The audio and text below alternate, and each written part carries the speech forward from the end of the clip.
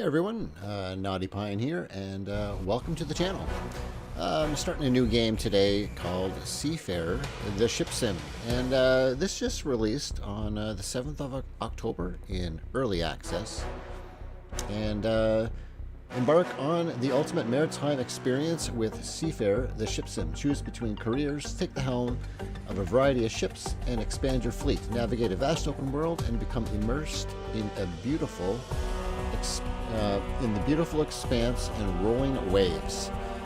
This is developed by Astragon Development and published by Astragon Entertainment, and I hope that music isn't too loud in the background of the game.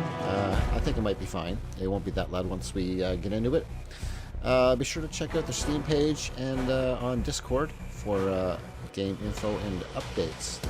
And it did release early access, and there is a release discount of 20% off until the 21st of October. There is also a save game location that is linked in the description. Probably some people might want to know where that is. So I did link it there in case anyone is wondering where their saves are, in case they want to make backups, which I would recommend. Always make backups of your saves. So I did play. I got a test game going on here, and yeah, I did the tutorial, and that's what I'm going to do again. I just wanted to make sure I had a little bit of a grasp on the game before I get into it. This is the first release version. The version is up at the top there. There is an experimental they just released today, an experimental hotfix, but I'm not playing that one. It does fix things that are further into the game, but I just plan on doing just the tutorial bits today, and that'll probably be a couple hours.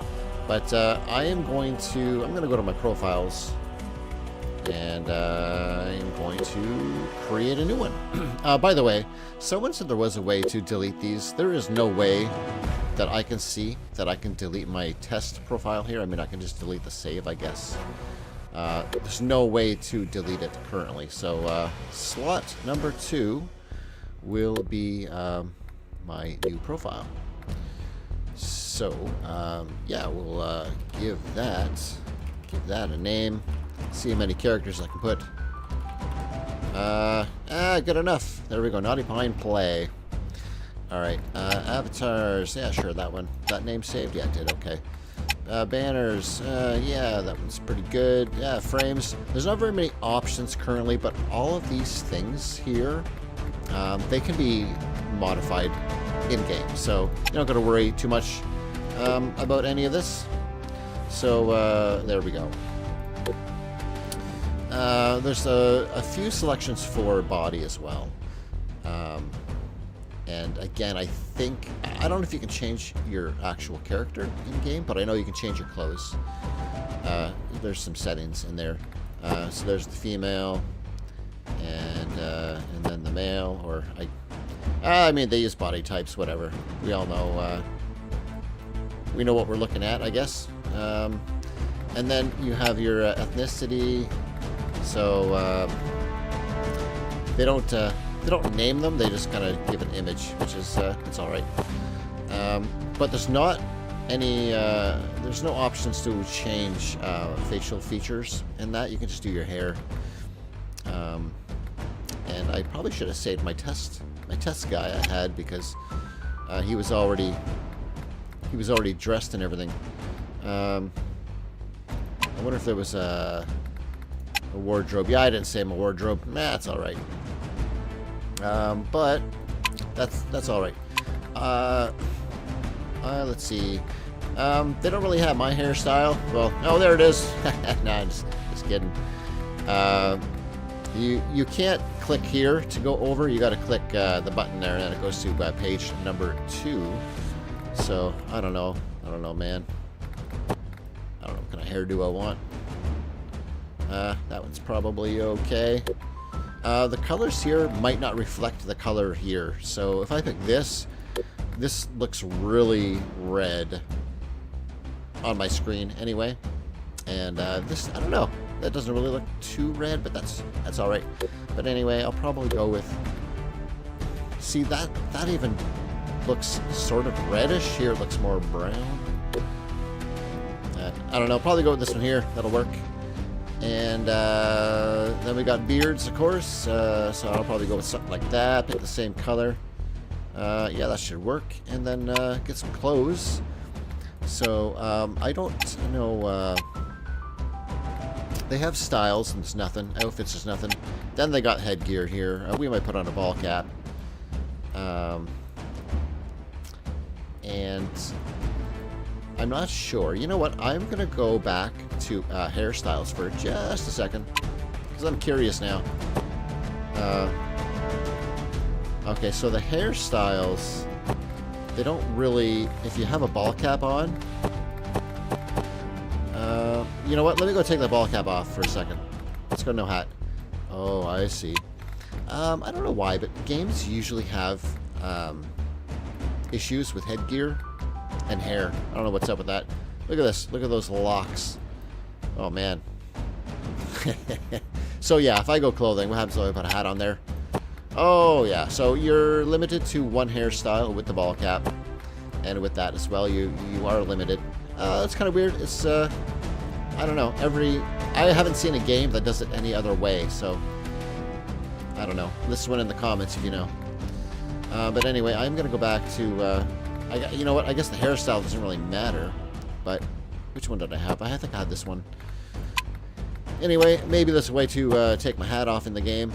Who knows? Torso, we got a bunch of colors. So this color wheel doesn't mean you can pick any color. It just means there are color options. And there they are right there. And you got a regular t-shirt, you got a long sleeve shirt there, and a hoodie. I like hoodies, so let's pick a black hoodie. And my jeans look pretty good right there. I don't think I have shoes to change. Anyway, here's the other pants if you want to know. You want to wear some sweats? Perfect. You got more color options here, you know? You want to sport some red sweats? Perfect. You know what? If you put the sweats on, they got different shoes. I just noticed that. Anyway, there's the old jeans. There we go. Right, and glasses if you want to. They got a couple models here. You know, you want something kind of funky or, you know, there you go, reading glasses. But no glasses for this guy. And here's where you can actually save. You can save your outfit there if you want to use it on another character. I don't know. Maybe I will. How do I save this? Right here. Oh, there it is. Okay, so now is that saved? I don't know. Confirm. Okay, so there we go. An occupy in place. Now, we'll do a single player. Jump into the campaigns. If they have some updates here, some news. If we scroll down here. There is, this is a little bit here. They got a beta hotfix, number one, so you do need to go into the Steam settings and enable the beta in order to get these changes. So they added NVIDIA DLSS. I don't have an NVIDIA card. I used to, switched over to Red, so I'm using FSR. And they got some fuel improvements and more, because apparently there are some issues with fuel, but I didn't run into those during the tutorials, so I'm not going to go into this. But next week, this hotfix should be live for all players. So there's more info for people to click on there. You can see it on Steam and probably on Discord too. So yeah, I'm gonna go into a single player game, and they have an expert mode. It's hard to see that right there. They got normal and expert. I don't think they're entirely sure exactly how they want to change expert as far as gameplay goes, but there'll probably be more things like loading containers, and it just makes the game more, I don't want to say more of a simulator. Some people are calling it not a simulator. I mean, you know, what simulator really is simulating real life exactly, like maybe flight sim, I guess. But I mean, you know, come on, it's a simulator. I gotta go normal game. I should have showed my settings. I'm gonna show those once I get in. They got some hints in here, but it goes real quick. So I am playing at 1440p. We'll let this cinematic go. It looks pretty nice. I'm currently 66 frames per second. I know you guys can't see it, but it's on my screen there. Steam is showing it.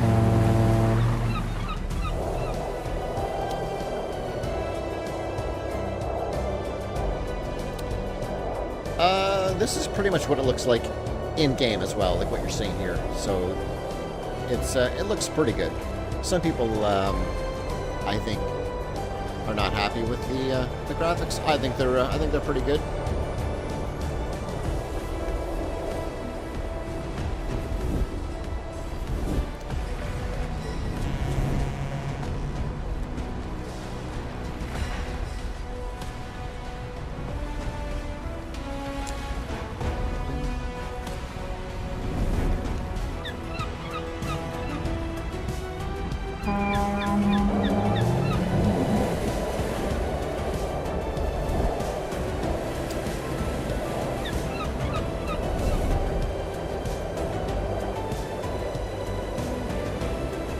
Oh, look at that. That's nice.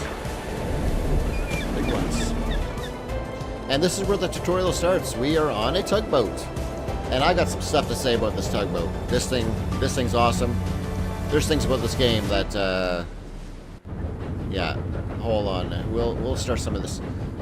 Do you want to skip the tutorial? No, we're doing the tutorial. Hey, I'm over here. This way. Okay, I got a comment on Teddy. I don't think he's that bad. Some people have been making some comments that they're not really happy with his voice. I think it's all right. It's not, you know, it's not terrible, but they might look into changing. I don't think they need to, but they might. So F to continue. All right, so it gives you a little steps there. Move the camera. Okay, so FYI. There's the legend. Oh, hold on. Come over here. Okay. FYI, I'm currently at 116 frames per second, 118 frames per second. 116, 104, 100. If I spin around, I'm at 106. I mean, I'll show you my settings after, though, in a little bit. So anyway, it wants us to do a little WASD and interact. Press F. There is no jumping. I press space to jump. No, there's no jumping.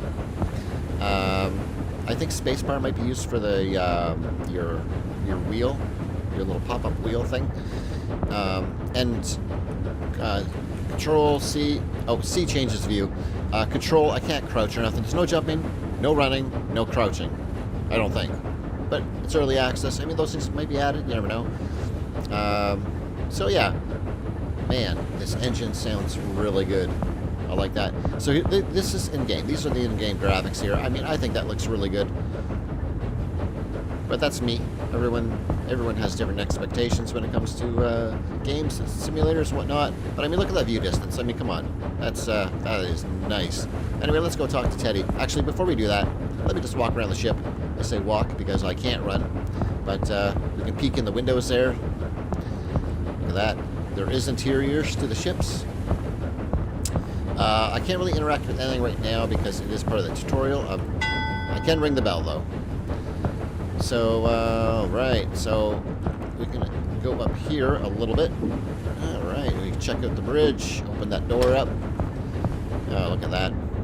We cannot go down here. That's okay, though. Captain's chair. I'm not sure what's up with those pedals.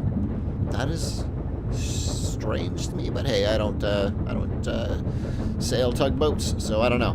But you got all your controls here.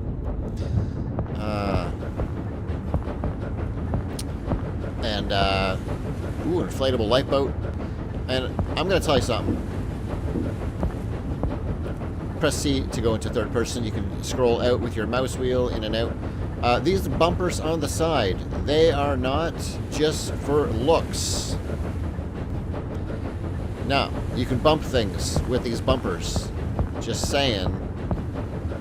They serve a purpose, unlike another game I played.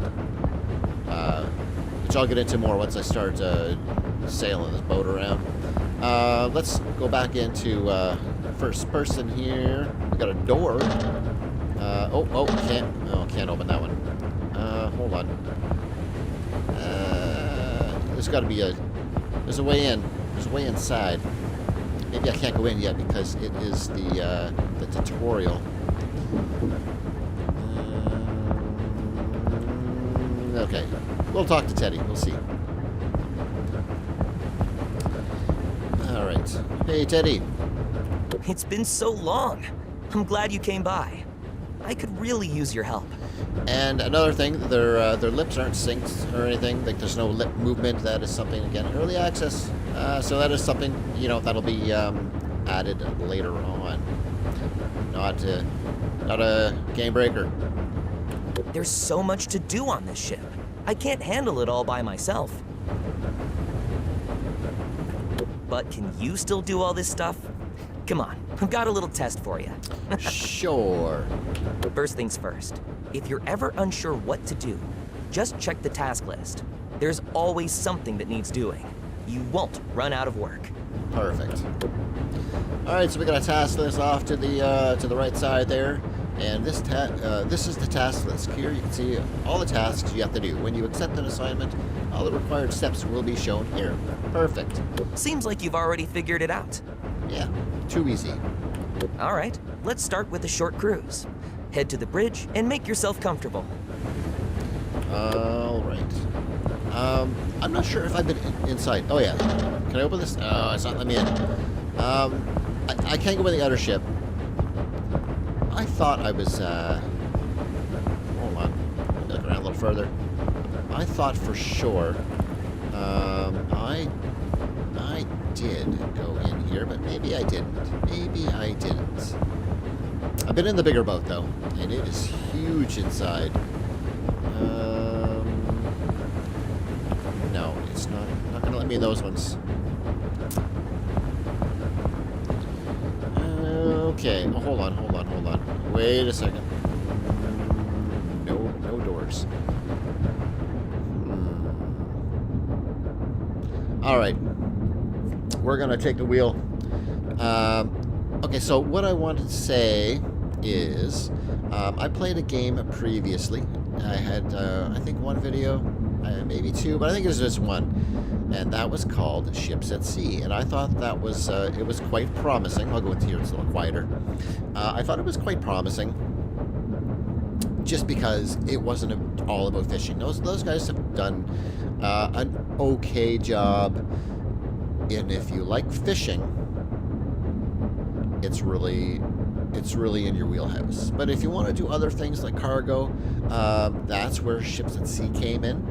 And I was pretty excited when I heard about it. I was like, man, I've been waiting for a ship simulator where I could do something out there. I don't want to do fishing. Like back in the day, I played. I don't know if it was called, what it was, like, I don't know if it was just called Ship Simulator or Ship Simulator Extremes or something like that, where you can just get in a ship and you can just do things. And Ships at Sea seemed like, hey, this is really going to be what I want to do, you know, do some cargo runs. However, there was just the ship handling. I didn't like it. And I mean, I've handled some ships, and it just didn't feel right.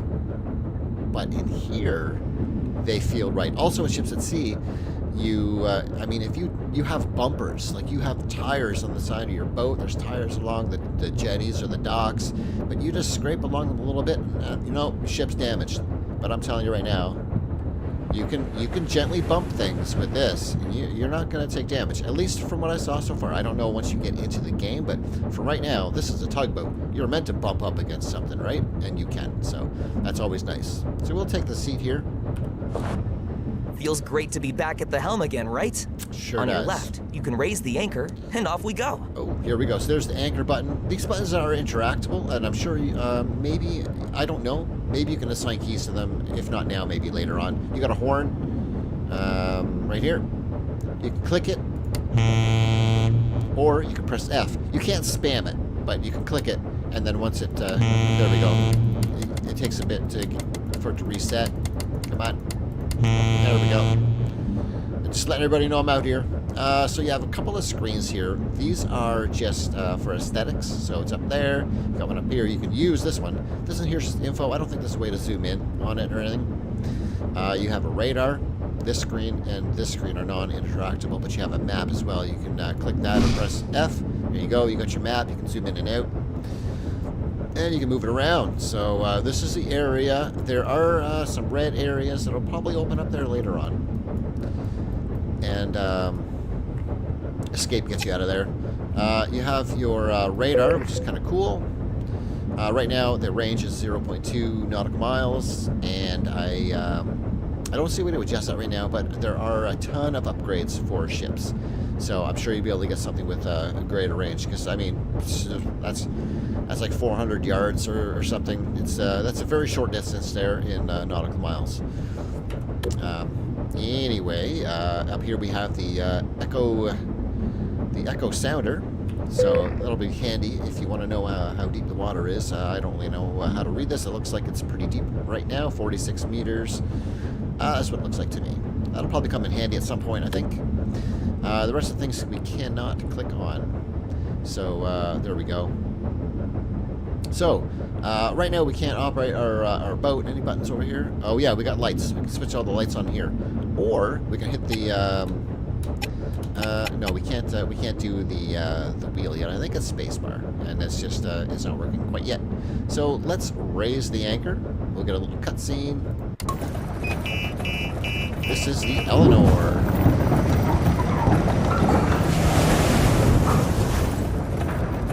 Once the anchor's up, it's full speed ahead. You do remember right. that tugboats have 360-degree rotatable propellers, right? Of course, no reverse gear here. So this is going to get a little bit different from a regular ship, let's say. Once the pods are backwards, I think the steering, it's going to go reverse, so the steering might be reversed. Anyway, it's not that hard to kind of get used to. So W increases speed, S to decrease, and A and D to rotate the thruster pods. And the thruster pods can be rotated through 360 degrees, while rudders operate at a limited angle. Keep in mind that each ship controls it differently. Your settings will be retained until you reset them, which is pretty nice. You can use E to stop your engine, and Q to reset your pods. Man, you'll be using E and Q probably a lot just to, you know, make sure you can control the ship safely. So we'll continue that. Gives you a little info on the helm over here. While at the helm, you can monitor your speed, engine, and rudder settings. Additionally, you have an overview of your fuel level, engine status, and hull integrity. All right, so there we go. Awesome. Let's take this beauty for a spin. All right, so it says increase your thrust and follow the yellow check markers. So it gives you the keys again for this. I'll just move. You can see down on the right, you can see my pods are moving. Right, and if I turn them and then I just hit Q, boom, they're gonna just reset right to center. Pretty good. I'm just gonna go to escape for just a second. Notice there's a photo mode here. It's probably not enabled yet because it's grayed out, but something's coming along. I'm just gonna go over my options for my graphics. There's my resolution. I'm playing at 1440 full screen. FSR, and it looks pretty good with FSR. Usually I'd use something a little bit different because I find FSR sometimes in some games leaves a little bit of ghosting or trails. It only leaves trails on the little police boat right now if you're going real fast and you look at the back part of it, but it's pretty good. I got frame gen on. Guess what? This is how it goes nowadays for games. You need those AI generated frames. So yeah, frame gen is on. I'm currently at 90 frames per second. I don't know, I just 100%, I guess, whatever. Epic. I mean, it's epic for several. I reduced shadow quality and the global illumination and the reflection quality. I don't think those need to be right on epic. V-sync is off. The gamma, I already said that, whatever. Field of view, I did crank this up to, I don't know what that number is because it doesn't give the numbers. It's just a slider, so yeah, that's what I use. And UI scaling is at default. My audio, master, and sound effects are usually up. Music's halfway, ambience all the way up, and voice I can put that down just a bit. You got your keyboard and mouse, all your settings there, gamepad, and then gameplay.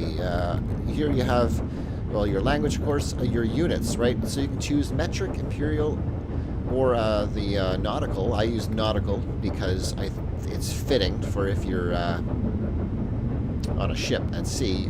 Nautical is probably the standard everyone uses. Nothing really else in here. Collect user data off. Anyway, that's That's it for the settings. So yeah, in the menu here, I'm at like 92 frames per second. Out in the game here, yeah, it's sitting at like 90, 92, 90. I don't know what it'd be like at night. I haven't seen night yet, so we'll see how that goes. But anyway, I need to navigate over to that marker over there. If I just tap W a little bit, my you can see on the bottom right, my throttle goes up just a bit. And there we go. You can hear the engine pick up slightly. And this isn't super fast. I mean, it's a tugboat, so you know it's not going to be. You're not going to be speeding. Plus, where it's going to send me, it's not a very clean area, so we're gonna head through there, have a little bit of fun. We can pick up speed a little bit since we are going to be going slow through the debris field over there. You cannot spin all the way around because you are sitting in a chair. You can look back this far and then, of course, that far. And there's Teddy. He's just watching me. No pressure. We may as well, we'll crank it right up. But, yeah, I will be going slow through all this debris here. Look at this mess. A powerful storm swept through here last week. It tore up docks, boats, everything. Wood as far as the eye can see. Here, it's telling you about sea, but I figured that out on my own earlier on. So now to port. Let's check out all the debris. Sec. Okay, so yeah, from here I can press C. I can go into third person on the boat right there. If you want to go this way, maybe it might be easier to navigate through things. And hold on, let me just slow down here. There's something else I figured out. I forget what I was trying to do. I was trying to do something, and I pressed H, and H removes the HUD. Isn't that nice? I didn't know that when I first started up, but removing the HUD, it's pretty awesome because you can make some really nice screenshots doing that. And cleanup still hasn't finished. Better go slow and keep your distance. I don't want anything getting stuck in my propellers. Don't worry about it, Teddy. It'll be fine. All right, so yeah, I'll leave the HUD up, just so the information is on the screen there. It is handy to have. You can't really see that information on these displays anywhere that I can see. This here is just an image, so I don't think any of these readouts are accurate. So yeah, we'll just let ourselves cruise in here. Actually, I'll go in third person for just a bit, though. Just so you guys can see. A bunch of seals have already made themselves at home here. That one up front kind of looks like you. Funny guy. Where is the one up front? Oh. I don't see where they are. You can also get out of the chair while the ship is in motion. If you leave these controls set how they are, that's how they stay. So you can get up and walk around, but your ship's going to keep on going, which is good. Makes perfect sense. I'm glad it does that because it should. But you just want to make sure you're not in any dangerous waters if you're doing it. Look at all the debris here. They must have had a hurricane sweep through here. I'm not really sure, but there's a lot of debris. Oh, hold on. I'm going to have to... I don't hit anything over there. Slow down. Watch out for that catamaran ahead. Oh, I see it. Half of it. He wants me to slow down, but I mean, what am I doing? 6.8 knots. I mean, maybe that's a little fast for the debris field. Maybe I'll dial it back just a little bit. Especially when I'm getting close to some things over here. All right. Yeah, man. Quite the mess over here. All right. So once we're clear here, we'll set our heading to dock. But we might have another little tutorial thing pop up. Maybe give somebody a hand. All right. Good. All right. That's it. Let's pick up speed a little bit. We'll head on out of here. The controls are also handy to have on the screen there. when you're in third-person view with a ship, because I hope the seals don't get too used to their artificial sandbar. Hope you find a better sunbed, my furry friends. It's nice to have the information available when you're in third person. Man, that weather's not looking good.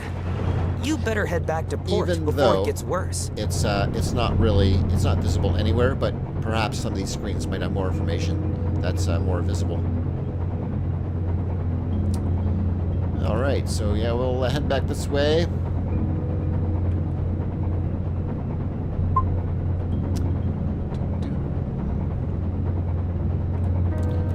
Let's crank it up. I don't want to go too fast here, just in case we run into problems here. So, if you look at the thruster pods when I'm maneuvering, I do hit Q a lot, just to reset them right in the middle, because instead of me trying to turn it back, it is handy to just hit Q and they just center. Hold on, I'm going to stop for a second. So, once you pass, I'm gonna do reverse. Okay, let's start from the front. Okay, so if I just go all the way around, now they're in reverse. So if I crank up my throttle, I'm now gonna go backwards, and you can see how that kind of works. So the steering's a little bit different. It feels kind of backwards, but that's because it kind of is backwards. So I just reset them around to forward again. So you can see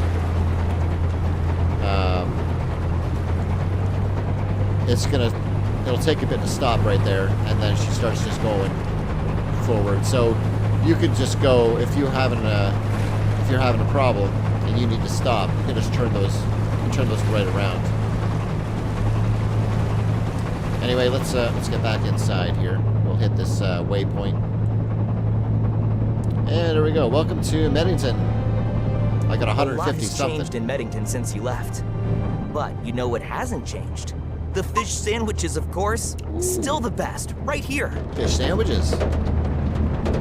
And we got rain. Please respond. This is Captain Hansen speaking. I see you're trailing us with the tugboat. Can you push us up to the dock real quick? They forgot about us, and otherwise we'd have to wait 2 hours. No problem, Captain. We've got your back. All right.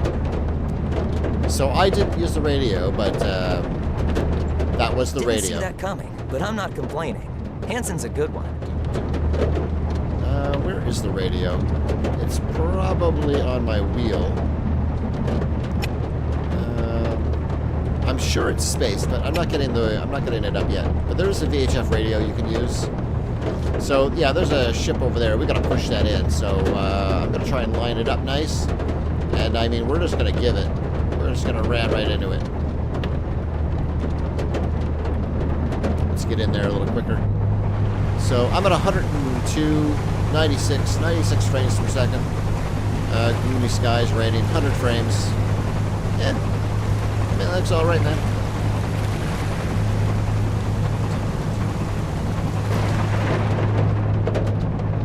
Nice sound effects. The wipers currently do not operate. So that might be a thing. You never know later on. So there we go. I'm going 10 knots. That's it. I'm full out right there. The wind is coming directly towards me at 10 meters per second. The Tide Guard is back on patrol. They're monitoring the traffic. Keep a low profile. Hey, there we go. My This radio visibility, menu's up. We should probably turn on the lights, just to be safe. You know what? You're probably right. So there we go. So I can click space. And when I click space, I lose all control of the ship. So there you go. Keep that in mind. So lights are right here. We can press F or hit the mouse button. And that's on already. We'll just click these two on. There we go. And then hit space again to close that down. So yes, you do lose control when that menu is open. So if that menu is open, well, Teddy comes up and talks to you, and you're full out, you're going to be stuck until you escape out of that. Just a little thing to note. So hopefully I can line right up on this guy. That ship right there, that container ship, we gotta push them in alongside. So I need to. You're gonna make me go to the waypoint, ain't ya? Let's go to the waypoint first, just in case. It might not like it if I don't at least acknowledge it. I wanted to kind of line myself up with the boat already, but we'll do that in a second.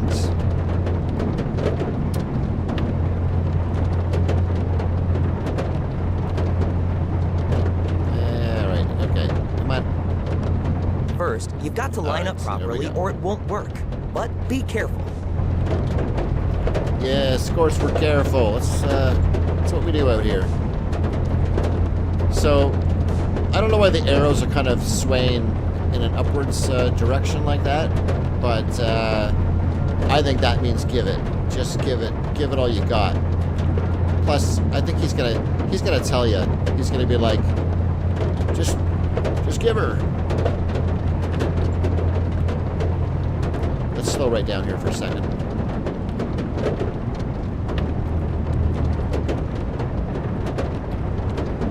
Okay.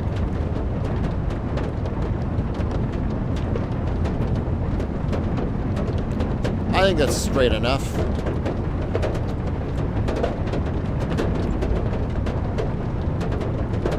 Now give it all you've got. Okay, give it all I got. Here we go. I'm full out. I am full out. This is it. This is it. Here we go. Oof. Not bad. There you go. A ship with bumpers. Oh, we're pushing them. We're pushing them in. You can see that. You can see right there. It's moving just ever so slightly. I mean, it's a big container ship. There we go. Full throttle, man. Moving very slow. But he'll get there.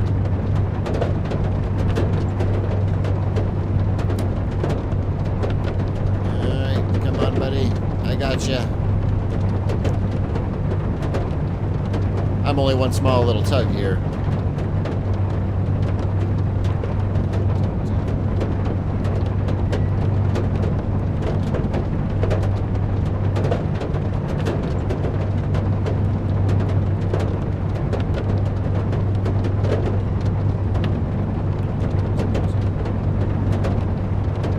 Almost got him. Hey, there we go. Thanks, folks. I owe you one. All right. Always, Hanson. Ah, damn. I totally forgot about the test. You know what? There's no way you would have failed anyway. Head back to the dock and let's grab some fish sandwiches to celebrate. Okay, so I'm trying the reverse a little bit. Let's just go in this view. It does take just a little bit to get used to the reverse, but you gotta container reverse ship's the a way real the beauty, steering huh? goes. Maybe one day you'll get to tow it, or better yet, steer it. Ooh, yeah, even better. All right, so yeah, I'm just gonna turn myself around. Oh, look, the skies are clearing up a little bit. Okay, so if you just hit Q, I'm gonna reverse these around to forward. And I still have about half throttle there. So I'll stop in a second there and carry on. Yeah, I find this works really well. And it could be the pods. Maybe it's the pods, I don't know. But I just feel like this feels natural to me. We got nice calm waves. And look at this. Let's do like, lower this down to like a quarter throttle.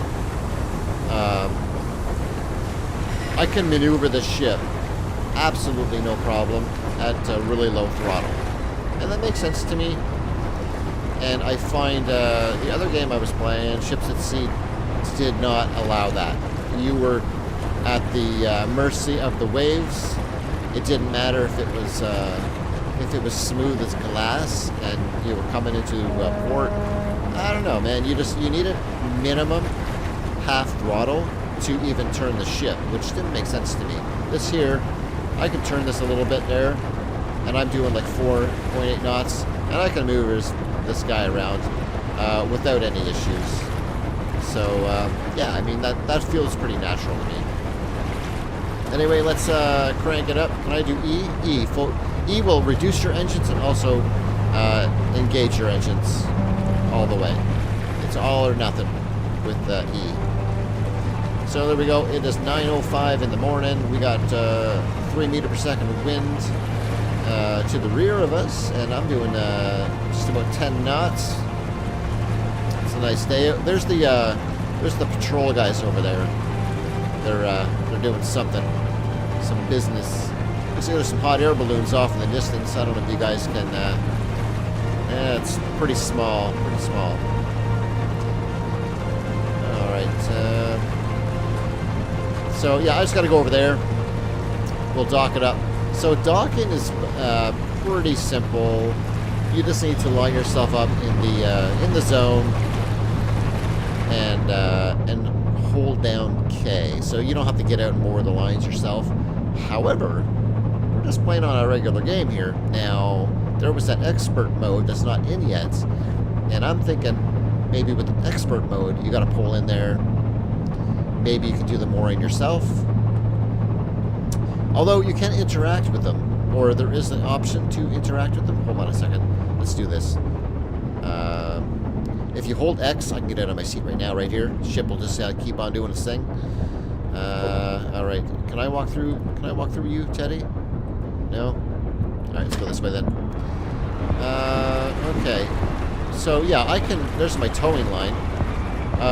Here's the thing. The hitbox on these is not great. You gotta try and find it. There it is, right at the bottom. It's got mooring hooks. Okay, so I cannot interact with them right now, but it is possible. You know, maybe in the future you might be able to do something there. I probably can't go. Doesn't want me to go inside there. Well, we can go in the bigger one though. There is another one that we'll be able to check out, and we're gonna have a couple of things we're gonna do. This is just this is the first basic tutorial, by the way. There are 2 more tutorials with the 2 factions that are currently in the game that I'm gonna be doing. Can I walk through you? What is up with this? Are you not gonna? No way. You are actually there in my way. All right, let's go this way. All right. Yeah, let's get back in there. Take a seat. Okay. So hold on. Let's not go full throttle. Let's go gentle here. So this is basically tutorial 1. There's our dock up ahead. Don't mess this up at the last moment. And, I'm starving. And there's going to be 2 more. So this is just basic functions of operating a boat here, and then there's going to be some cargo stuff, and then there's going to be little patrol stuff, and it's interesting. The things I have in there right now, it's pretty good. All right, so here's the other thing as well. I'm gonna bump this. Maybe this could be because it's a tutorial, possibly. I don't know. But I've got bumpers on this thing now, right? So if I'm coming in here, okay, so they're saying hold K once the arrow is in the indicator is inside the colored zone. Sure, okay. But like, hold on though, you know. I don't want to go too fast, but so I just bumped that, and it didn't appear to do any damage. It could be the tutorial. I'm not 100% on that. But I mean, I do have bumpers on here. So hold on, I turn my pods right around. All right, so there's a little thing there on the screen, and I guess you got to get in the zone, and then you can just do your thing. So I think it changes color or something maybe once you're in there. All right, so we'll cut the engines right there. And that's good enough. I'll hold K. There we go. All right, good job. Perfect. Why don't you come down here to the railing with me? Sure. So it's now saying hold X to leave the steering wheel. We're going to go back in the C. I press C for this view here, and we'll hold X to get out. So the only thing is there is no getting out onto the dock there. So this is all about the ship. So far, anyway. There's no reason to go out there anyway. Although we'll be messing around with a toy and be picking up some containers later on. That was fun. But before we take a break, I want to show you the awesome stuff your tablet can do. Pull it out and I'll walk you through it. Here we go. We have a tablet. So up at the top, T for tablet. We'll open that up. F to continue first. All right, T. All right, so first thing here, we're on the journal, and this shows you all the things you can take and what you're going to get for it, I guess, right there. And you guys can pause and read that if you want or whatever. But anyway, F to continue. Here's your fleet, and this gives you information about your current boat you have selected. It's the Bernhard. There's a few other boats here. This is a little police boat we'll get to play with. And we'll get to play with this one as well. But anyway, it gives you a little bit of resource capacity here. So this holds 50. You can increase these through upgrades. So these are things you want to have when you're actually playing the game. The tutorial will provide these for you, but pretty cool stuff, if you ask me. And here's things you can upgrade. Echo Center maps. I think you can upgrade the binoculars. I'm not 100%. Radar you can upgrade. Searchlight. And I think that's it. I don't think I can scroll anything down there. I clicked continue. Hold on. The user tab. This is where you can, character editor and profile editor. So there we go. Here you can find information about your profile and progress. So there we go. And if you ever get stuck, you can look up explanations of all the features under hints, and that is something that's definitely going to be handy. That's it. If you want to work with the other factions, just reach out to them. They've always got something going on. All right, so here's a couple things, right? There's going to be two things we can do here, and it's going to ask me what I want to do.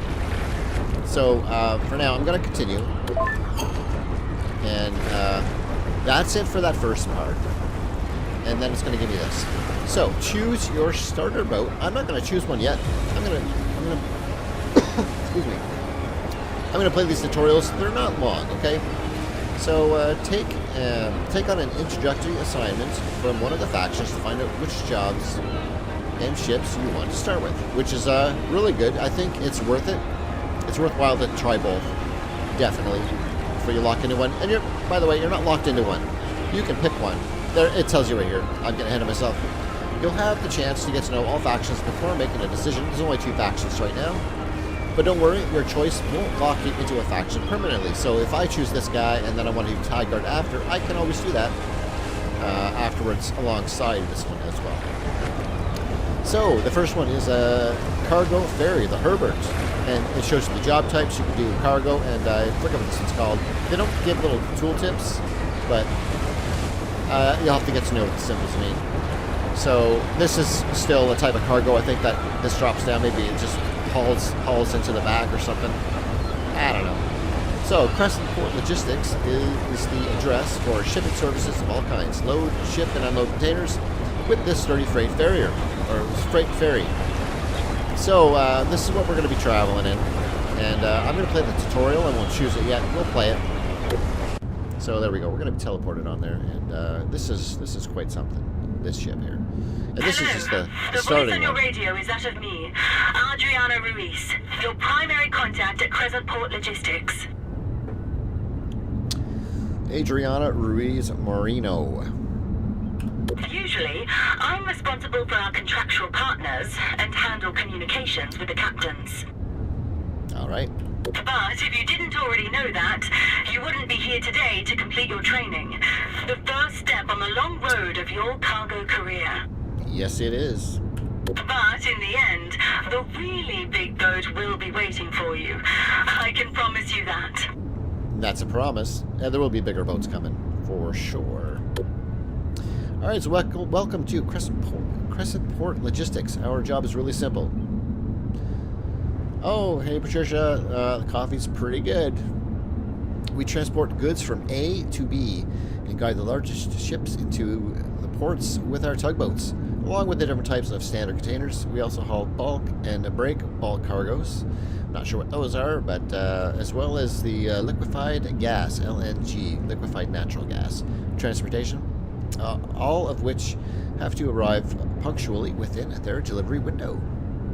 From your registration documents, I can see this is more of a refresher course than a training course for you. Oh, of course it is. I've sailed these before. Let's see if that's really the case. If you've been listening to me this far, you at least know how to operate a radio. Actually, I don't know how to operate the radio yet, because the game never really showed me, but it's accessible on the radio menu. Alright, so if I press space, this is the VHF radio here, so if I click that, I have an option to call SOS if I need it, and there'll be something else here available if you need to hail another vessel. Oh, I'm getting a Timmy's. I can press space to close the wheel, or if it's open, I can also press escape. Tell her to knock harder on the door. I got my headphones on, so... okay, so here is the ship here. We're not going to do anything too crazy right now without first exploring the ship.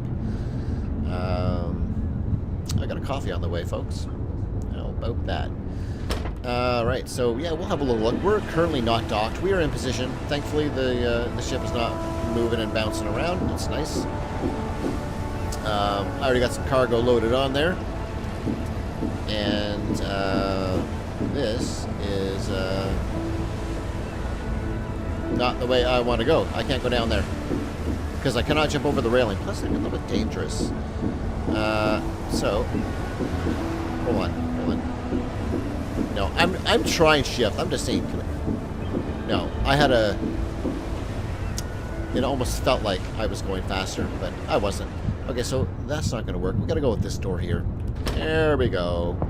So now we're in the front. We're on the bow. Not quite down there, and we can go down. And here's our little daughter craft, they say. We can lower that down if we want. Well, not really, but in an emergency. There you go, lifeboat. All right, so here's where we can just go inside. Let's check some things out. There's a lot of things to see in here. So here we go. First level. Cannot go in there, but you probably don't want to. High voltage might be a good idea. Not to mess with that. We're not an electrician. Ooh, some danger stuff. And here we go. Go down a little further. These doors are just there. And give me 1 second. Thank you. Cold hands. There you go, folks. How's that for service? Oh, nice fresh coffee. Alright, so navigating a little further in. We can't use this door. I think I already said that one. Same as here. They're just there. But there is a lot of things to see in here. We're starting to get in the bowels of the ship here. You got some fire extinguishers, not usable, but I mean, if you're down here putting out fires, I think you got some problems. But continuing on, we have the engines. Look at that. So right now, I look at these engines, and right on the left, it is it's all green. I can see engine 1 and engine 2. They're all green. And we can go in there. We'll go in there in a second. We cannot go up here, though. No exit. I don't know what's in there, but we can't go in that way. And it's chained off. That's a safety issue right there. Here's our other engine over here. And, yeah, you definitely get to mess with some stuff here. Checking filters, changing oil. Well, filling oil, topping it off. I think this is really awesome. That's gonna be really fun, man. You want to make sure you got spare parts if you're going on a trip. Let's just say that. We can come in here and have a little peek inside. Open. So here we go. We got check temperature. In here are the filters. So that stuff will come into play later on when you want to figure out, you know, what maintenance you need to do. And of course, here we also have a little work area. We have a workbench right there. Not sure what we can do quite with this, you know. But there you go. You got a first aid kit. You never know. I don't know when we would use that, but it's a good to have. So anyway, there we go. There is the engine room, and it's you'll be interacting with that as well. That'll be fun. I would like to run, but you probably shouldn't run on a boat, I guess. But you know, for the sake of the game, moving a little faster. Look at that, another first aid kit. A little faster might be nice. And of course, you can run all the way back here. A bunch of containers already loaded on here. Yeah, it goes back quite a ways here, and everything here you're going to be interacting with a lot of stuff. So there you go. I cannot see. Like, I don't know if my dude is short or what's happening here, but man, oh man, I can't see over the. I can't jump. I tried to jump right there. My wheel came up. I can't see over there. How am I supposed to look for man overboard? Oh well. Guess we can't have a guy on the back there on lookout. But there we go. They've got a lot of stuff on here already. But that's fine. We're gonna have to load some more things. Oh, we left that door open. Hold on. There we go. Alright. So I can't go in this one. Or can I? Yes, I can. Ooh, hold on. No. Oh, I can open that one. Open that one. Not that one, though. Let's see. What's in here? Ooh, I have some quarters. A laptop. TV. Nice. Do I have a bathroom or something? There must be one. Oh, wait, hold on. Is this the heads? Probably, but it won't let us in there. What? Oh, this is the mess. Oh, I see. Yeah, that is nice, man. Have a nice little crew here.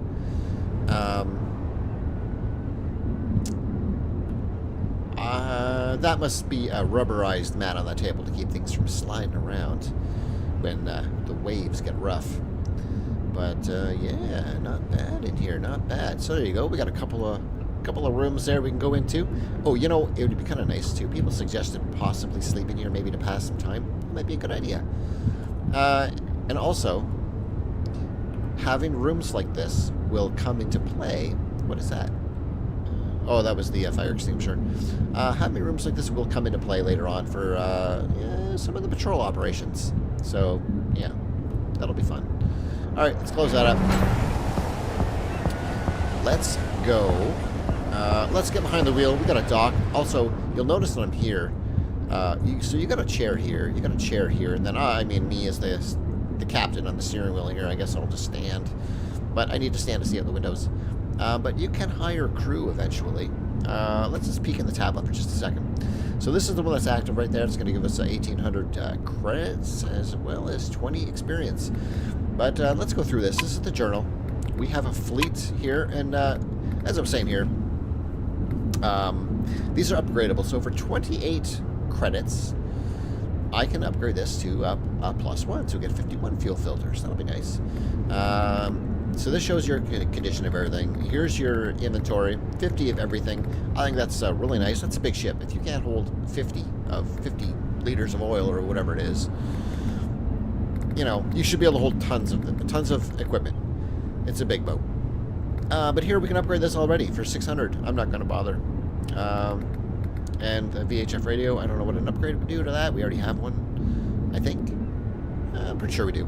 And this gives us a little bit of information on the side here with the boat. Now, I think this bit is incorrect. It says drive type. It says rudder. But those are those pods, right? This boat, in fact, is using the pods. Again. And those pods are pretty handy, I'm going to say. So it's engine power, max speed, operating hours, look at 0. This thing is brand new, but I mean, not really. Fuel consumption, fuel capacity. Okay, so this here, I know for a fact, is this has been updated. So I am playing the release version right now. This is 1250, and I believe, that's not very much, by the way, 1,250 liters for this big old boat. Nah, it's got to have more. But anyway, in the update, in the experimental update right now, This is increased to 2,000. There's been a fuel issue, I think, further into the game. This has been upgraded to 2,000 on experimental, so don't look at this number. I don't know what maintenance level is supposed to mean, but that's a 10 out of 10, man. Length and width. And then here's all your other boats, right? I can click on them, but I can't really do anything else with them. So here we have same kind of information. It gives you all this stuff here. There's the guy that we're using, and the Archer. This is your firefighting boat, and it's not going to give you any information on these. And I don't know if these prices are set in stone, like 3,000 credits by the Herbert. That could go up. So, man, I'll tell you, get some money, get some credits, buy these things up before the price goes up. No, I'm just kidding, but maybe you should. We have this, which is checked off, which, because I guess we kind of have a tugboat. I don't know if we actually own it, but it's not available to level 3. We won't have that. Once we start a career, we're going to start with one of these two guys, I would say. We have the Density. That's a nice bigger patrol boat. It's got the job types here, right? So this looks like escorting. This is policing.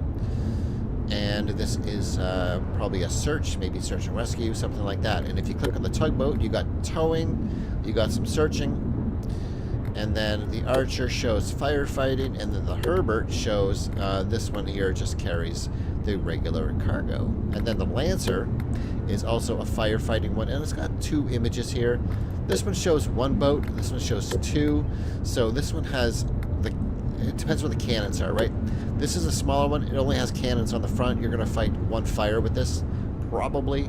And then you have this one here. It's got cannons on the front and cannons on the back. This has pods. This looks like it does not have pods. It looks like it's a regular blade and rudder. It says rudder there. This says rudder, but it clearly looks like pods. Those are pods. It says rudder. I don't know. Maybe I'm misreading it or something. Yeah, that's got pods. That's got pods. And this is just your speedboat, or it's a rib, basically. And we'll see that in action a little later on. You got crew, but that unlocks at level 3. You got a bank. You can borrow some money if you need it. And then your user information. So we'll have a look at that what that thing means. We just opened up a thing we found. We have info. There's the same thing we saw before. Hints. This is really important. This stuff in here. I'm not going to go through them all, but I would recommend that before really getting into the game, maybe just click through them once and have a look at what they say. Here's just one. It just gives you little bits of info, which is self-explanatory. But there is some info it'll tell you for certain things where if you wonder why you failed something, maybe this will tell you why. The compendium. This says that I have a collection here, 1 of 20. So Meddington is one I've unlocked so far. I think this is just statistics of what I've unlocked as far as maybe ports go or something. And then here we have statistics. This gives you everything, man. Game progress, profile level. It gives you all, distance, current session, what I did, time on whichever vessels, how much money. It just gives you all kinds of, some people like to have all these statistics. Nice to have. I don't know what this says. I can't click it anyway, but it does not look English, so I don't know what that says. But that's it for the tablet, just in case anyone was curious. And anyway, these extra chairs, if you have crew that you hire, you could probably sit them in these extra chairs. You'll notice back here, I have the radar and the echo sounder. There's no map. There is no clickable map if I'm right here. So if you're driving the boat, there's the radio, by the way. If you're driving the boat, I got no map to click on. I can press M. M will bring up the map. But if you want to click it, you can't, because it is back here. This is where they put it. I got a radar back here too, but there's a radar up front, but there is no map. So this one is, you can't do anything with this one. But the map's back here if you wanted to click it and view it that way. We got a little plotting table back here. That's pretty cool. Anyway, it looks pretty nice in here. The clock appears to be the right time. So that's nice. Oh, it's a wait option. I did not know that. That is pretty cool. So there you go. If you want to wait, you can click on the clock and you can wait for a certain amount of time. But anyway, we better get a move on because I noticed the time isn't moving. It's a tutorial, so that is good because these guys will be wondering what the heck is he doing out there. So let's get into position. We're going to have a little bit of fun here. Alright, so we just want to dock, right? So place the first tip on the side there is place the containers on the ship. So we took the steering. Next thing, dock at the marked pier. So we're already right in there. We're not going to move anywhere. So there we go. I am going to hold K. We're going to go through the complete, typical process of transporting goods. That means we're starting with loading the goods. Alright. This will be fun. Yes, you heard me right. That's one of your tasks too. Now, go get in that crane or you'll hold up regular operations. Alright, now, so here's how it goes. Alright, first we need to load ship, get into the crane, load the containers on the docked ferry. The same goes for bulkware, only for LNG it differs that you have to connect the right valves. That is pretty cool. There we go. So this is where it tells you open up the radial menu. You can switch position. I don't think the captain of the ship gets in the crane and loads it himself. But, you know, I don't know. I'm just assuming, like, you know, a crane operator would do that, and I would just captain the ship. But we will enjoy all of the aspects the game has to offer. That's quite a win, by the way. 20 meters per second. Alright, so I'm going to press space. And it's highlighting the one we want to do, which is the swap function. So I can press F or click that. And there we go. We have a crane. If you move your mouse around like this, it won't select anything. So this one highlights there now. So we will go to the crane. Once the trucks are in place, you can begin unloading. You never have to load more containers than the trucks provide. Well, of course not. Why would I load more if there's no more containers to load? Alright, we're going to pick these up. Oh, she stopped having voice right there.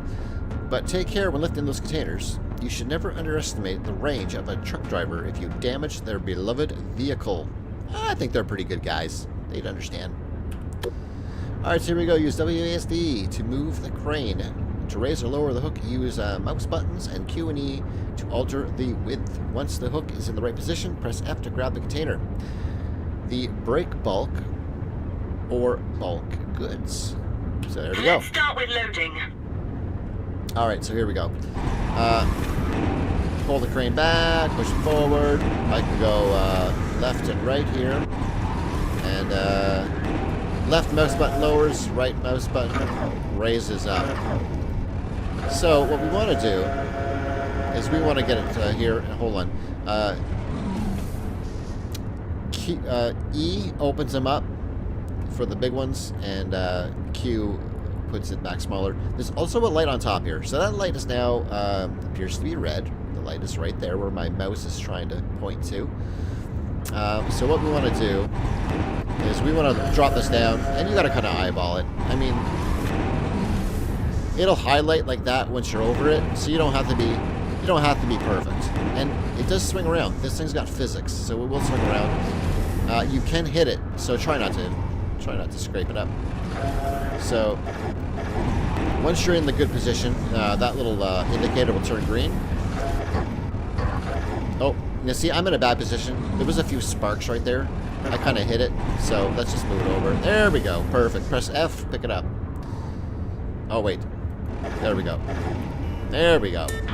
Yeah, we got it. So the light turns green.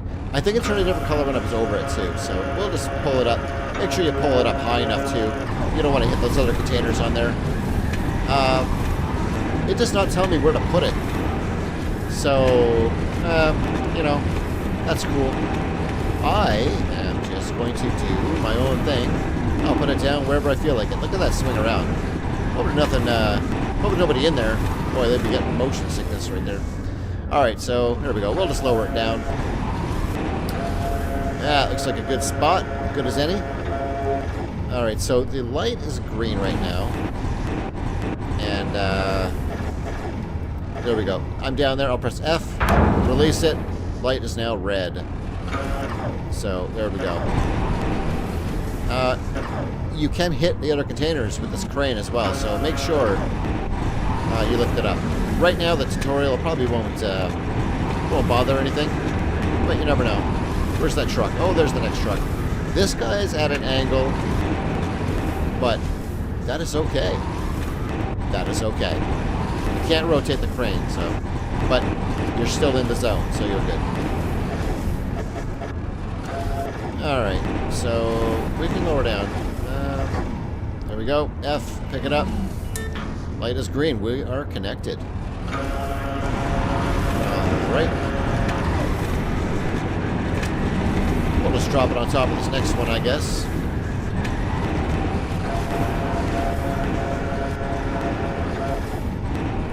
Oh, that was a nice one. So we only have to load a few of these. There we go.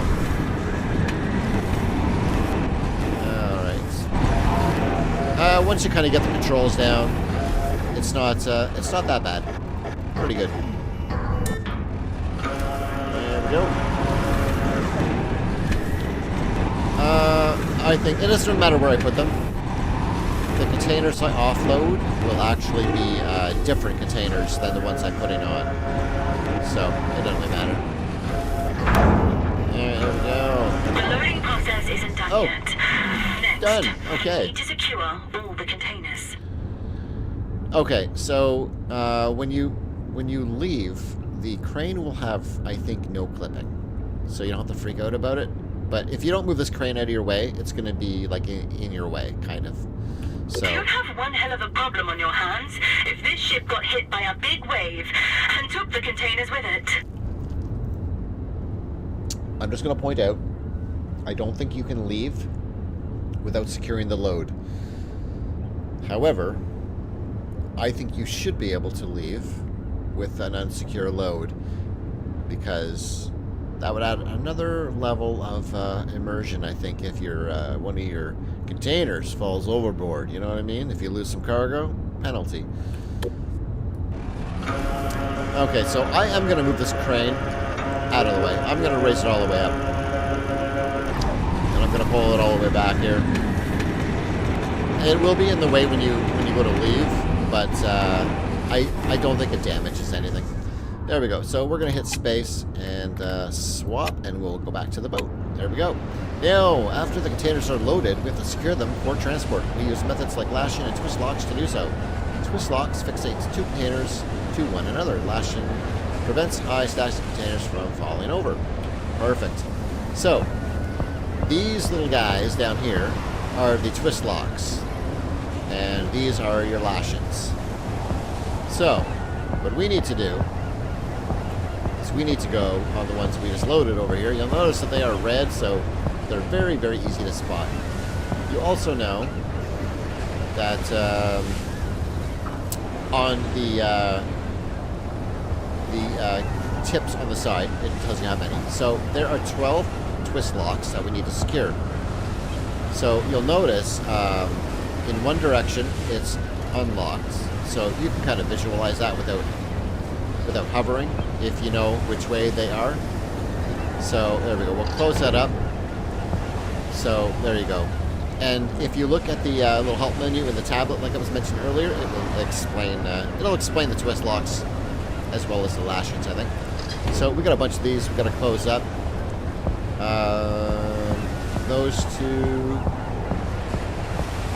right here, right there. I don't know. Oh, look at that. So I can undo the ones that are already on there, and that's something. Okay, so there we go. I'm 6 of 12. Alright, there we go. And there we go. Now, the ones I stacked here, there are also twist locks up there. So we'll do those. There we go. So they're locked onto the deck, and then they're locked onto each other. And then these guys here, these lashings, there we go, they will prevent the stacks from falling over. Look at that. Once everything's taken care of, it's time to cast off. Oh, not that one. Oh, this one. Alright, so there we go. We need to set sail. So, all is locked and loaded. We can now ship it to its destination. In this case, that is Bennington. You can find the harbor on the sea map and plan your route. The map you can find on the bridge, or you can open it via M. In the future, the autopilot can drive the planned route, as long as you hired the right crew member. That's not autopilot. A crew member, that's a guy, or a woman. But that's not autopilot. A button would be, but there you go. So you do want crew, I would say. They will definitely come in handy. So let's jump up to the bridge. You can actually open the wheel here. You have a teleportation points.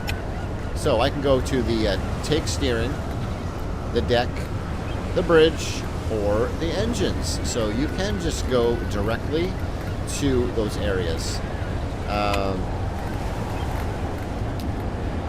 Can I get out of this? Yeah, there we go. I right-clicked and it closed that bit. We have engines. So that gives us full astern, full stop, and full ahead. We have a set of binoculars. This can also be opened with the B button. So if you open up the binoculars, there we go. I have no idea how to zoom. There are zoom buttons that are not assigned, I think. Or in the help, it says you can zoom the binoculars with, and then it doesn't show. So maybe you can't zoom these yet. I don't know. Escape gets back out of... No, it doesn't. Spacebar, binoculars, closes it. Or you hit B, and it opens binoculars. Hit B again, closes it up. We got crew, but we don't have any.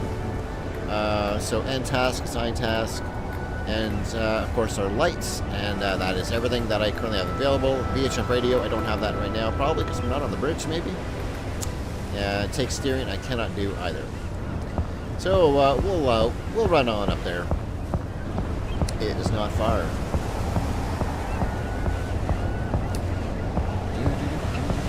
All right. So no more Teddy. It's just me. I am sailing this boat all by my lonesome. So there we go. Set sail to Bennington. Let's open up the map here for a second. It did not give me a route, so we are going to have to make our own. So I think, we'll just we'll put a little marker right around here, I guess. Can I click?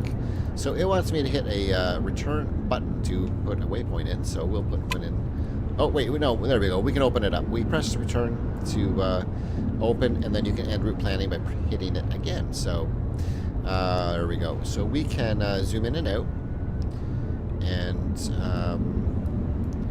we can. Oh. So it tried to, it's giving me an error. I'm trying to move the map around. But it was, I hovered over land slightly. So you can move the map around like this by holding the left mouse button. So if I want to put down a waypoint, it's just a regular click. So we want to head out there. Oh wait, hold on. You know what? It wants us to actually travel out of here first. So can I put a waypoint right in there? Oh no, it's not going to let me. So I'm going to exit. I'm going to exit here first, and it should let me zoom in a little further so I can plan my route like out of the port. That'd be kind of nice. Because right now, oh, I can't put one there. Can I put one there? Oh, look at that. Put one there. Oh no, it's saying it's over land. That is interesting. Oh, there we go. There we go. Okay, I got out of there. Perfect. So I want to go up over here, Bennington. If I zoom in enough, you know, it'd be nice, is just to see Bennington show up here. So I don't have to hover over it. I can just like eyeball it. Anyway, it's going to be a straight shot in there, just like that. We'll come in, and I'm going to end my waypoints there. I think I can navigate the rest all by myself. Plus, I think I'm going to probably dock right in here, but we'll see. So there we go. Ooh, showing resource consumption here. So fuel, engines, and hull. So there we go. I lost 1% somehow. Not perfect. That's something. Right, I haven't even went anywhere yet. I just loaded it. But there we go. We're probably gonna... I don't know. We'll see what happens.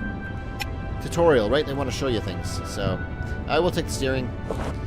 And, alright. So this image here is not showing pods. It's showing...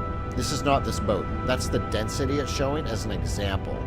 So In this particular tooltip, I would have put the Herbert, so it would actually show the pods, because it's showing the density right now, I believe. And I think, I don't know, I don't know them all yet, but I think that's what it is. That one does not have pods. But it says this ferry has 3 motors, 2 in the back, 1 in the front. The front and the back motors can be controlled separately by rotating them. The ferry can turn in place or move sideways. That is pretty awesome. And yes, you can operate them kind of independently from the front and the back, so you can actually move sideways with some careful navigating. So F continue. So there we go. We are on there now. Press K to undock, or hold K, I should say. All right, there we go. Did I undock? Yeah, I did. Okay, that was quick. Look at that. So, if I click the left mouse button, I am only using the front. You can see on the right-hand side. And if I hold the right mouse button, I'm only using the rear. I'm actually going to just use the front. I'm going to turn that pod just a bit. And I'm going to just give it a little bit. Just a little bit. And that'll pull me away from the jetty there. Very slowly. You see, I can navigate this and not like crash into the side. That is awesome. I do have some tires on the side. I don't know how effective they're going to be on this boat. I don't really want to try that. I am going to raise everything up. You'll notice, because I did the controls independently, my front motor is a little has a little more throttle than the rear ones. But I can easily hit E and just disengage all engines. I just wanted to do that on the front one just to show that you can operate them independently, and also to help me get away from the side there, the dock. So I think we're going to be okay there. We're not going to scrape or nothing. So now I can hit Q and just reset all my steering, and I'll just hit E, and there we go. Now everything's kind of the same. And this ship, it's big, so you got to be a little careful maneuvering. And we can actually maneuver from here as well if we wanted to. And FYI, I'm sitting at 104 frames per second, 96, 102. Staying pretty high up. This view, I'm again 94, 96, 98. Yeah, it's not bad. I haven't seen night though, so it could have a bigger effect at night. Hey, you know what? Did I miss my, I must have missed my waypoint, because my waypoint is still back there somewhere. But that's okay. You know what? I'm not going to worry about it. But I got to get this, I got to get turned here. I'm not just sure if I go into the map. I think I'm still turning if I go into the map. So what I am going to do is I'm going to remove that first waypoint. I should be able to. Before leaving any port, always make sure you've got enough spare parts on board. I'm glad it paused here when this came up, because if I was in a situation, I wouldn't want to lose control of my ship while I was listening to her. So that's really good. So, parts. You want to make sure you have them, basically. And for the tutorial, they will provide parts, so we're good. At every port, you can buy spare parts for the ship you currently use on your tablet under Fleet. You'll need spare parts on long journeys to repair your ship.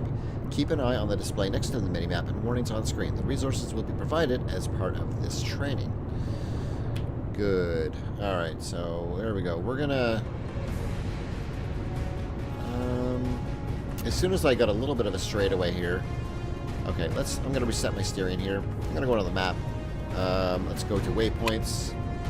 Can I delete? I can't delete this one. I can remove the last one. So I'm gonna clear the route, and I'm just gonna make a new route here. Waypoint there, and you know what? It'll be a straight shot. Hey, wait a second. Right mouse button also puts a waypoint. Can I move the Keep an waypoints? eye on the weather. Strong winds and currents can easily throw off inexperienced sailors. But with your experience, you'll handle it with ease. Alright. Let's continue that. Let's remove these. Okay, so there we go. Let's exit out of there. Alright, so I got my waypoint set. And let's turn the ship around because I was kind of not really watching. But we managed to navigate out of there. No problem. Didn't hit anything. I really got my my pods cranked over, but I just want to get myself straightened out here. We can pick up a little bit of speed, and we're going to go full out here in a second, because this ship is not very fast, for sure. I think for the waypoints, if I get close enough to the waypoint, there should be a little bit of a... I don't want to be right on top of it. I think if I get within, I don't know, 50 meters... Maybe it can update to the next one. Maybe, so you don't have to be like right bang on it. I don't know. All right, so we'll just go full throttle ahead. There we go. Again, I can exit out of here. Let's go have another view. I can watch from out here. Although I don't have very good control of the ship right now. Ooh, there is some wind. Also. Take notes. Take note of the clock. 2030, 2031, 2032. It's 1 minute is 1 second. Just something to keep in mind for the time scale. I'm not sure if there'll be some strict windows where you have to deliver things, but you never know. So that's definitely something you might have to keep an eye on. Let's straighten out a little more here. And there might be a couple of boats out here. I don't think we're going to run into too much traffic for right now, but yeah. So you can see the wind is coming from over here. So that's probably affecting my my navigation just a little bit. 15.6 knots. I am maxed out. So I can use the radio right from here. If I hit that, that'll just open up this wheel where it gives me that SOS right there. So yeah, I can sit in these chairs, but I can't really do anything from them. I'm gonna have to keep my pods just slightly turned, just a little bit to offset the wind and the waves.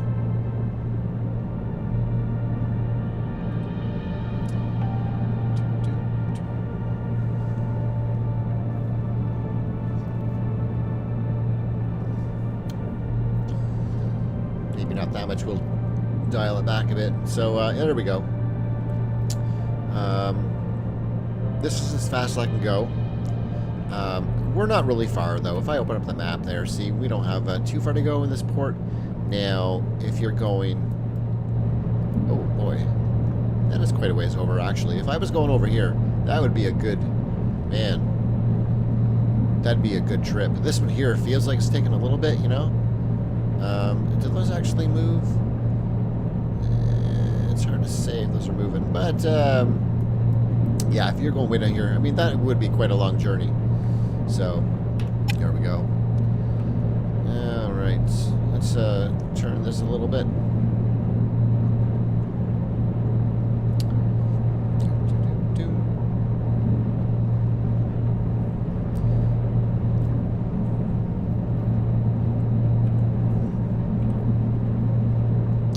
We'll have to do a little messing around though later as part of the tutorial.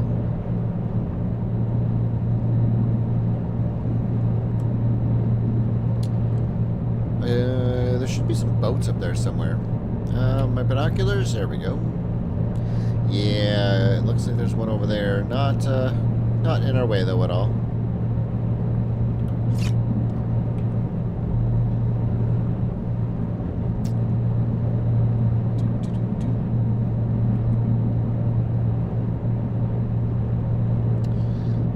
I noticed the wind, it changed direction as well. It's now coming from behind me. So this is where autopilot would definitely come in handy. as well. I mean, and this is actually a short trip there. This is like probably the shortest trip in the game. But there's some that would definitely be, they definitely take quite a while.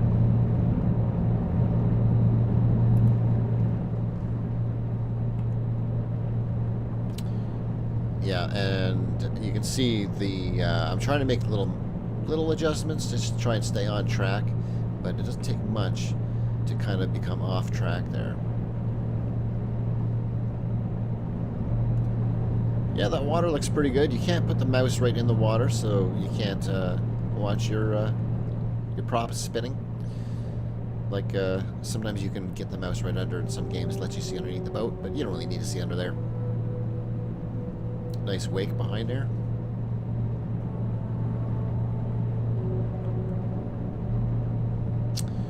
Alright, we'll try and straighten her back out a little bit.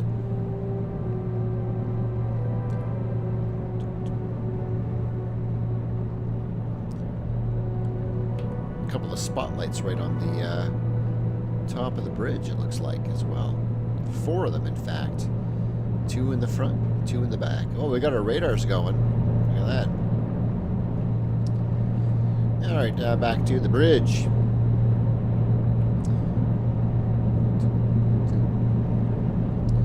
It's a little bit tricky to stay on course. That's the wind keeps changing direction. So yeah, all right.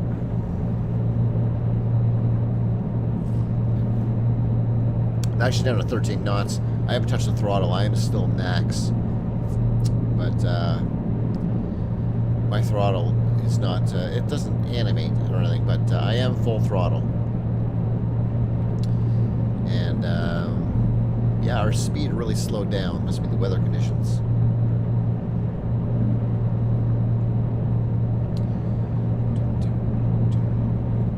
I wonder if the map shows distance. I can't really, there's no distance on the map to say... I had a feeling this would happen. Uh-oh. The old vessels we use for training cruises always run into some sort of trouble out on the water. A good thing you brought some spare parts. Take a look and see if there's anything you can do. Okay, so I need to continue. Right now I have no control of my ship whatsoever, so good thing I wasn't in trouble. Oh, this does give me a distance to my waypoint right there, 1.9 nautical miles. Alright, anyway, F, we'll escape out of here. No, I won't escape out of there. M, can I get out of the map? Okay. So, basically, here you go. My engine's having problems. I just hit E. First thing I'm going to do, cut engines. Because I don't want to be adrift here. With the engines on full when I exit my seat. I'll also straighten out my props. Why not? Alright, let's exit. So you see when I was on there, the icon was flashing for the engine. So, we're going to go down. Also, if you're up here, it tells, like that little pointer is basically like it's on the engines, right? So you can't get to the engines by running back that way. The engines, we have to go in this way, obviously. So let's go see what is going on here. Yes, yeah, I knew something was going to break, right? Probably everything, but it'll tell us here right away. We're going to come out in here. There you go. So, check the gauges in the control room and on the engine to determine what needs to be repaired. Then replace the relevant engine parts or add fluids. When all displays on the left are green, you are ready to continue on your way. And if you run out of spare parts and get stranded on open sea, heaven forbid, you can call the Sea Rescue. They will bring you back to the nearest port for a fee. I mean, you don't want to be losing too much money being towed back. So, there you go. It's pointing to all the things you got to check out. You can notice engine 1 and engine 2 are all in the red. So, we left that door open. Come on there, guys. Alright, so first thing here, we can check this filter here. We'll press F. We'll check it. Yep. So now it turned yellow, which means I need to change that out. So, here we checked it, and then right here, we can change that filter. Alright, boom, you see that on engine number 2, it turned green. So there we go. We have oil. We can do that. So let's check the oil.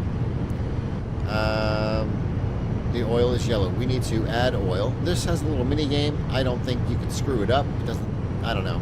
I've never screwed it up, even though I misclicked. But it will be a little mini game you'll have to do. So we'll press F to do that. Press F in the green, and I missed it, so it's just, that's it. Oh, wait, no.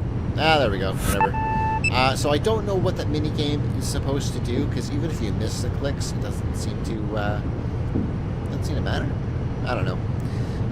Okay, so the other things we have, I can't check in here, same as this.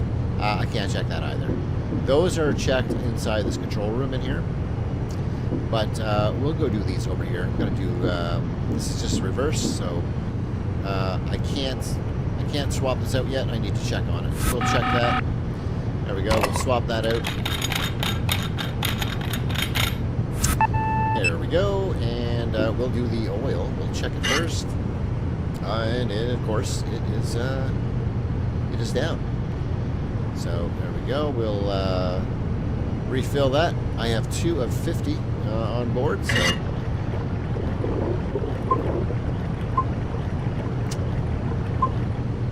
there we go. All right, so that's done. Now, yeah, we'll have to go to the little control room here, and there we go. We can check the fuel filter. Ooh, it requires changing. Boy, everything really went to shit here, so we will have to replace everything. So we will escape out of here. And while I'm here, you know what? Let's check on the temperature. And it's running hot, so we'll have to fix that up as well. So there we go. We'll come over here. Now we can refill the coolant level. There we go. Same thing. Oops, I missed. I don't know. Oh, maybe it just fills faster when you hit the green. That's all. It speeds it up. Okay. All right. Mystery solved. And then down here we got a fuel filter. We'll swap that out. You know what? I should have checked all the computers while I was in there. That way I would have enabled the other ones as well. Hey, you know what? And I can also see the status on there. I know it's red. I know it's hot. But when I come over here, it doesn't give the option, right? So you can't just look at the screen. I mean, you have to interact with it. But that's okay. Takes a second. So there we go. We'll check it. And back out of there. We'll check this. And back out of there. There we go. This is the tutorial, though, so maybe it'll be a little bit different. Who knows? After the tutorial. So there we go. So this just speeds it up. That is cool. So it's not bad if you miss. Just makes it quicker. And of course the filter, we'll swap that, and now we are absolutely good to go. We're all fixed up. Sorted again. That's great news. Looks like you'll still make it in on time. Perfect. All right. So now it's telling us space to take the steering wheel. So we're going to run all the way back up. We'll hit that. Now we will use the teleport feature, take steering, just like that. And we are way off course. So let's crank up those engines. Let's just spin on a dime here. All right. Not far to go. Let's straighten out those now. We'll see if that's enough. No, let's go a little bit more. But we'll keep it full throttle. We gotta get a move on here. All right.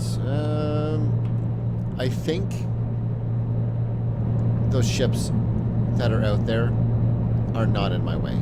So I think we're gonna be fine. And from here I can use the binoculars, which is pretty cool. So I can see, there it is, he's behind the structure there, but there is one right there. There he is. There he is. Yeah, a little boat out there. And you can see the lights, red and green right there. Port and starboard. Anyway, that's where I want to go. I want to go pretty much in between those guys.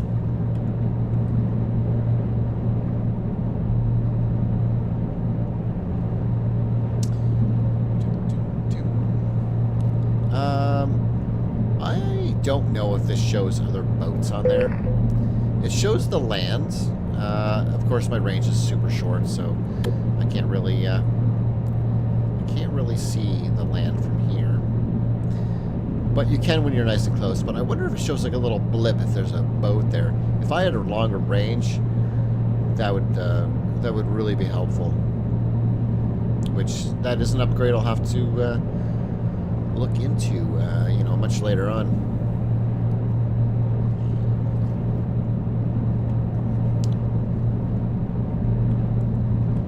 And when we get into port, we are going to have to unload the containers. So it's just as easy. It's just reverse of everything I did when I was loading them.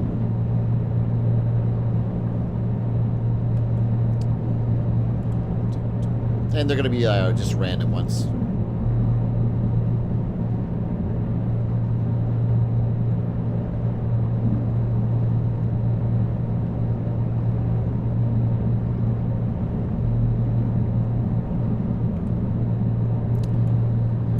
See the view from that side. Yeah, that is nice. So there you go. It's what time is it? 5:38. Like PM, I guess. Doesn't say AM or PM, but I'm gonna assume it's PM. But it looks like it's pretty dark. I can't even see stars, or I don't know. I'm gonna say that it's anyway. Right now, just to point out, it's 104, 102 right there. It would 90 right there. Did I not turn my lights on? Hold up. Lights. Oh my goodness. There's my lights. There's my lights. I did not turn my lights on. There we go. They're all on now, except for my spotlights. Wait, they're not on, are they? I don't think they're on. They don't look like they're on. Hold on. Hold on.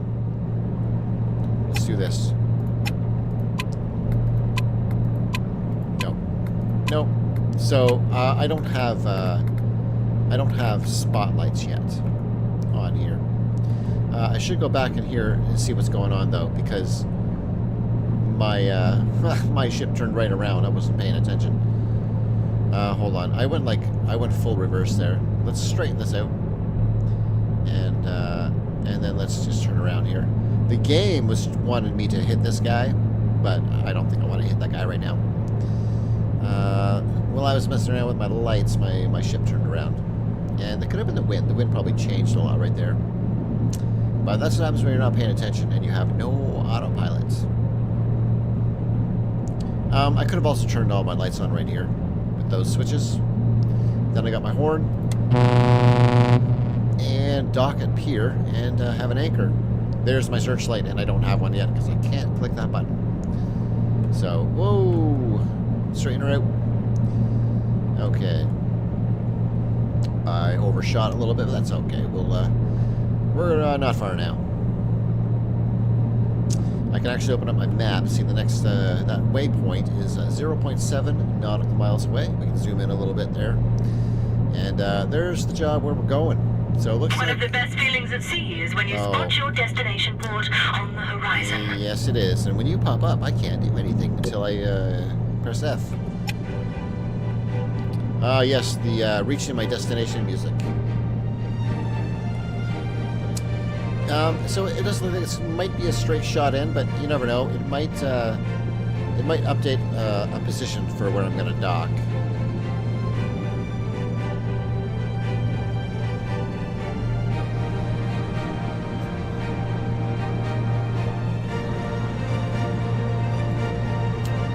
We're still not able to get 15 knots again. We're up to 14, just about.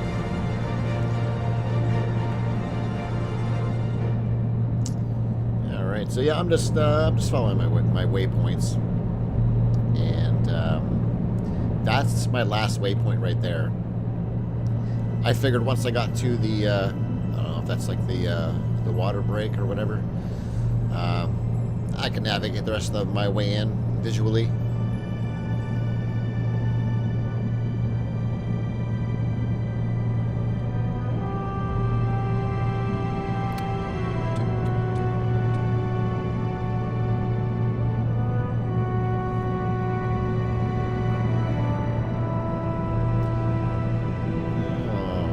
not far to go. What do we got? 0.4. Yeah, so this was basically, you know, from there to there is pretty much the shortest journey you're going to do. The rest are going to be much longer. There's a question mark right there. Unknown location. Yeah, okay. Man, when you're on the map, the ship really gets off course. That is a little bit crazy. Would be nice if I had a map nearby here that I can view a little bit easier. I mean, M is pretty easy too, but as soon as I'm in here, I'm not really watching where I'm going, so bad things can happen. Oh, well, look at it. My guy's really turning right there. Anyway, that's okay. I need to go on that course anyway. But I'm gonna just turn my pods just a bit so I can kind of stay straight into my waypoint. And unlike the tutorial, it doesn't show my waypoint in the water anywhere. It just shows it on the map. So in order to hit it, which is good, I don't want to see it. I don't want to see this big yellow thing floating on the water. But so you got to look at the map to be able to hit correctly. And if you don't hit it close enough, I don't know what the tolerance is. You can see it land on the radar now. If I don't hit it close enough, it's not going to acknowledge. The point disappeared there now because I reached it and it just disappeared. So there we go. But I do have my pointer right there on the compass at the top, which is showing me right there where I want to go. And once I get close enough, it'll probably assign me a spot. Yeah, pretty much in the middle there. It'll probably assign me a spot maybe once I get in, or that could be the spot right there. Who knows? It's possible it could point me somewhere. You have arrived at your destination. Oh yeah, here we go. And you're even on time. Great job. Your docking bay is free already, so go ahead and sail on through. Well, all right then. Where are you putting me? Ah, over there. Okay, so it did a little update. So yeah, we can see landmass on the radar now. What is that purple thing? Is that there's a purple thing going across?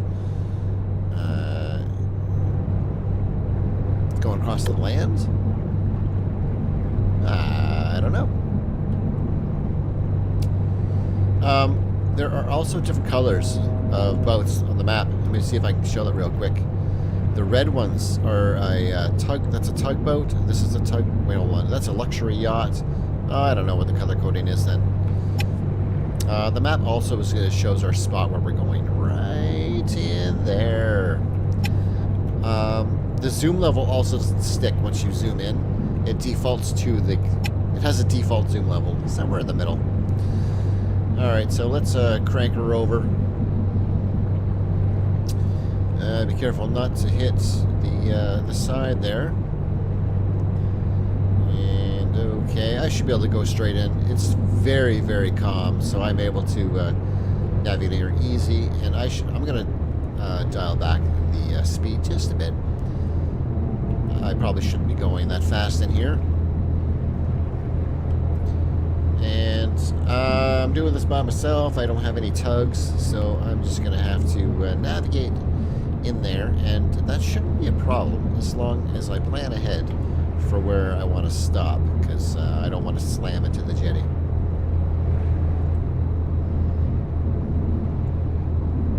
This isn't a tugboat, so I don't got all those bumpers around.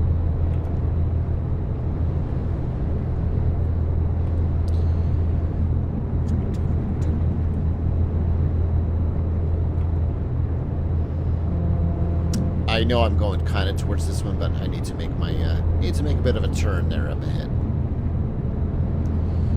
And then comes the fun part, offloading the containers, which doesn't take very long. Except you're loading them onto trucks, so that's fun.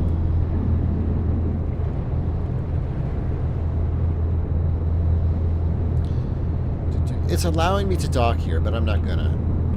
My spot is right over there. I don't know what happens if I go in the wrong spot. It probably won't work. All right, I'm cutting the engines. I think I went in too far. So I'm just... Okay, there we go. I just, I did like an emergency reversed. I'm not going to bump, am I? No. I did a bit of an emergency stop. Alright, so now let's just... Nice, easy throttle. I should be able to get in there. Nice and easy. It has bumpers on the side. I don't feel like ramming it right now, but I think if you tap it, I think there should be no, you know, not much. You'll get a little bit, probably get a little bit of hull, but not major. Not major damage. So you can go in this view if you're comfortable, or you can go in this view, which might make it a little bit easier to actually get lined up in there. Creeping it nice and slow, and I'm really demonstrating that I'm able. Now I can dock right now if I wanted to because I touched it, but I'm able to maneuver my ship fairly well. At low speed. I'm going 3 knots here, and I'm able to do this no problem without being pushed around. And the tugboat was the same. The tugboat was able to do its thing. So anyway, I might have even bumped that just a bit, and it didn't take any damage. But anyway, let's give that a little bit more throttle. And I mean, that's lined up pretty good. You don't gotta get right in, but it kind of shows you on the thing at the top there where you're lined up, and I think that's lined up. That's lined up pretty good. I just wanted to kind of get just a little more in there. There we go. That's good enough. I mean, I feel pretty good about that. You could say, yeah, my dudes are heaving out the lines there, and yeah. To drop the cargo, you simply do everything you did at the start, just in reverse order. First, you need to release the container locks. Alrighty then. So, awesome, that was fast, but the work's not done yet. We have to release the load and unload it afterward. Open the twist locks and the lashing so the crane can pick up the containers. For LNG, you have to connect the pipes and open the valves. Well, you have to open the tailgate for bulk goods. Awesome. So we will go see. So we're back here. We don't have to do that, but I like to. And, oh, wait, what was that? Oh, nothing. Okay. There we go. Bring those containers down. Okay, so we have to go release some of these. And let's go see which ones they are. It is noisy out here. Holy crap.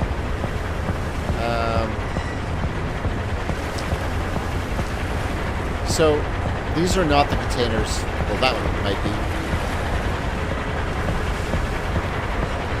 I don't remember which ones I put on here. But anyway, the ones in the middle here are the ones we're worried about. So, let's take these off. We'll undo these. Open that. Oh, man. I gotta go right here, too. We'll open that one. Open that one. There's a bunch of these to do. Okay, and on to the other side. Remove that. Oops. Remove that.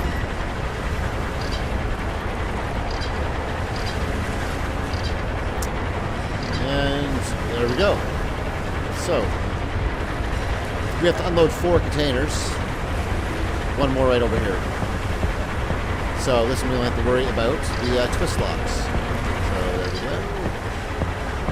Alright, and these don't take long. Good. There we go. Now it's time to head back up the crane.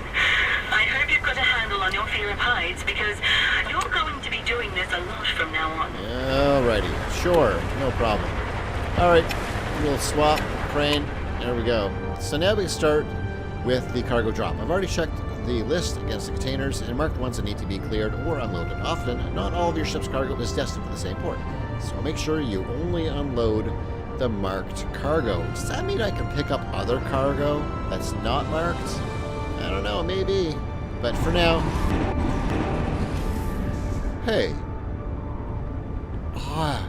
I've been staring down the whole time. I just noticed there's a monitor right there. Huh. How about that? So, technically, I mean, I could go by the monitor. Maybe. But it's really hard to tell which containers are the ones I want. See, so that's a marked one there, but it doesn't really look marked on there. Anyway, I kind of like looking down at what I'm doing.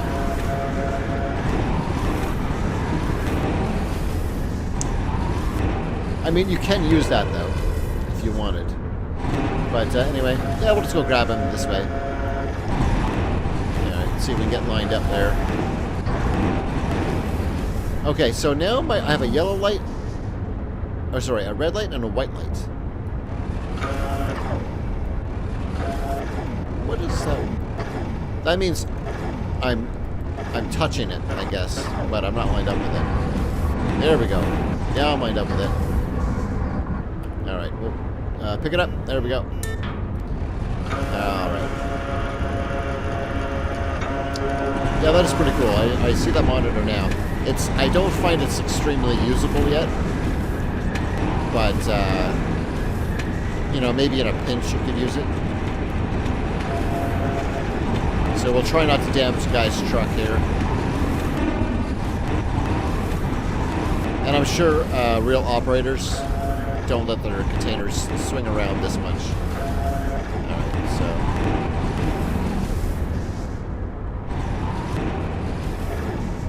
Yeah, that light's green. Interesting.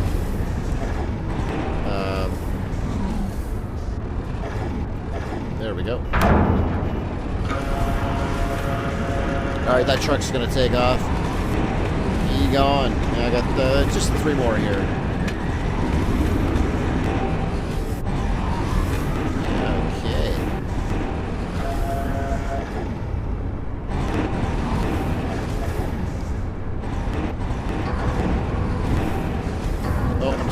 I'm scraping. Hold on.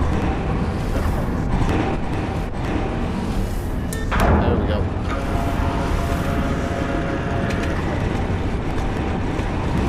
Hey, the truck's closer this time.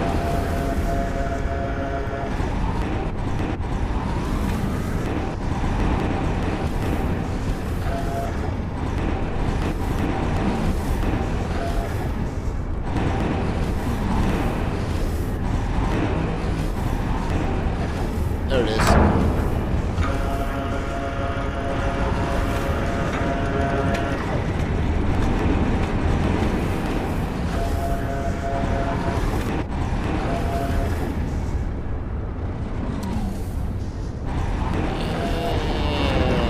There, that should be lined up pretty good, I think.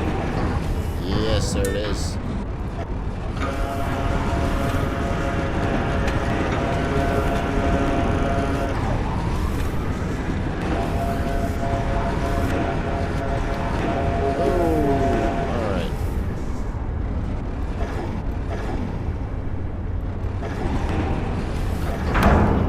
Just like that.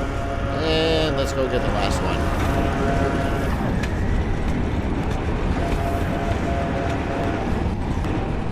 Ooh, let's let it stop swinging a bit. Easy.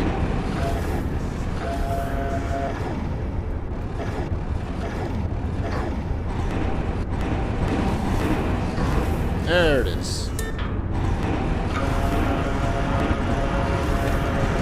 Alright, piece of cake.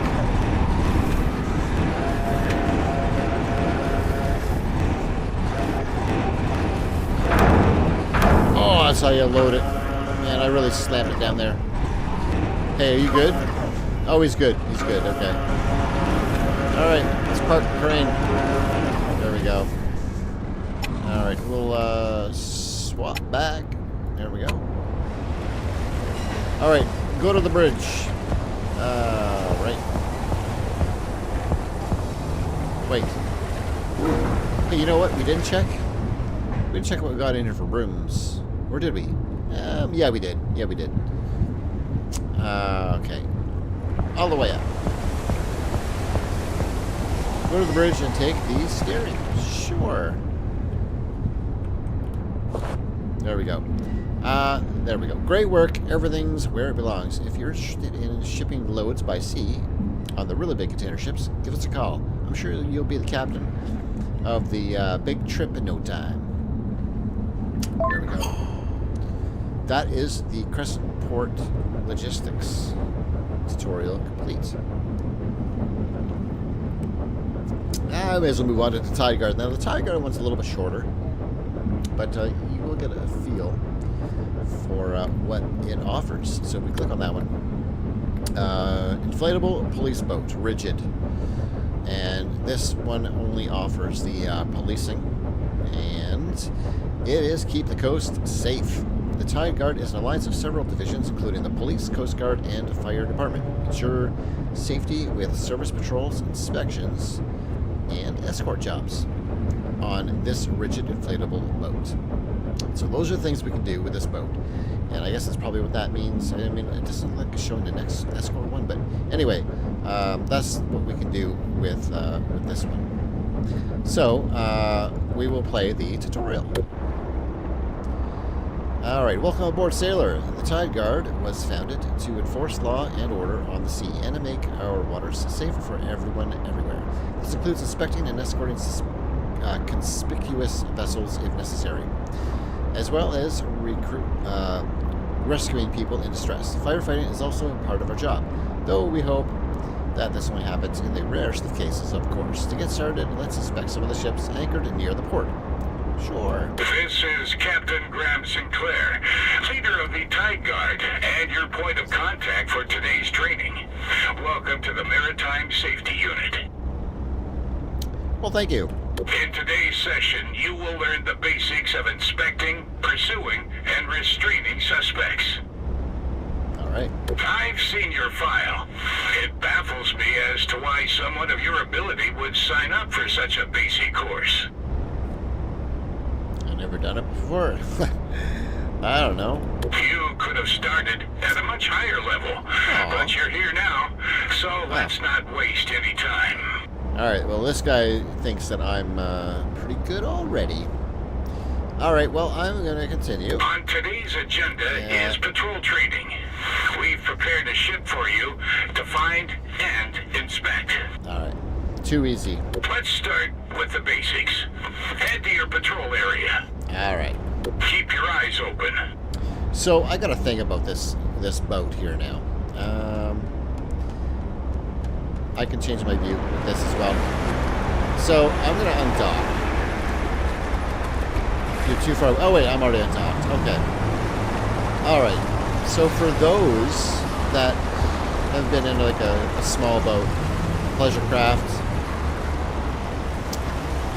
if I crank the steering over to the right, like, I mean, should this little boat lean into the turn or lean away from the turn? I think it should lean into the turn. A big vessel is gonna kind of tip away from, but if you're in a little boat like this and you crank that motor over, I think it should be into the turn for sure. But that is not the case. Am I going backwards? Yeah, boy, I think I am.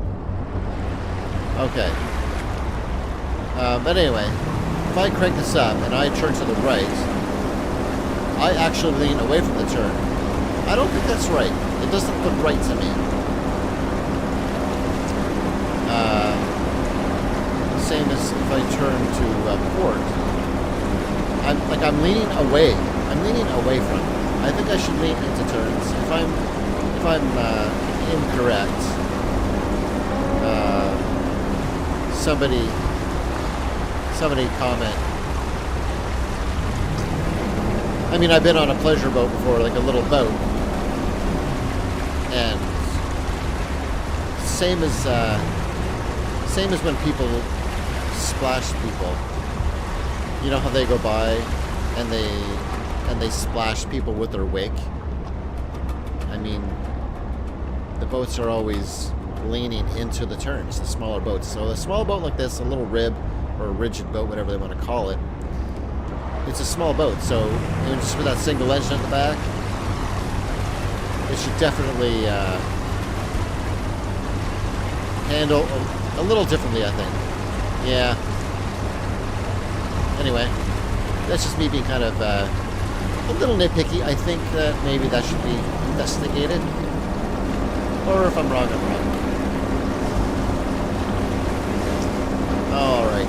So here's their inspection area. Ooh, look at those trucks over there. Oh. Nice. Alright.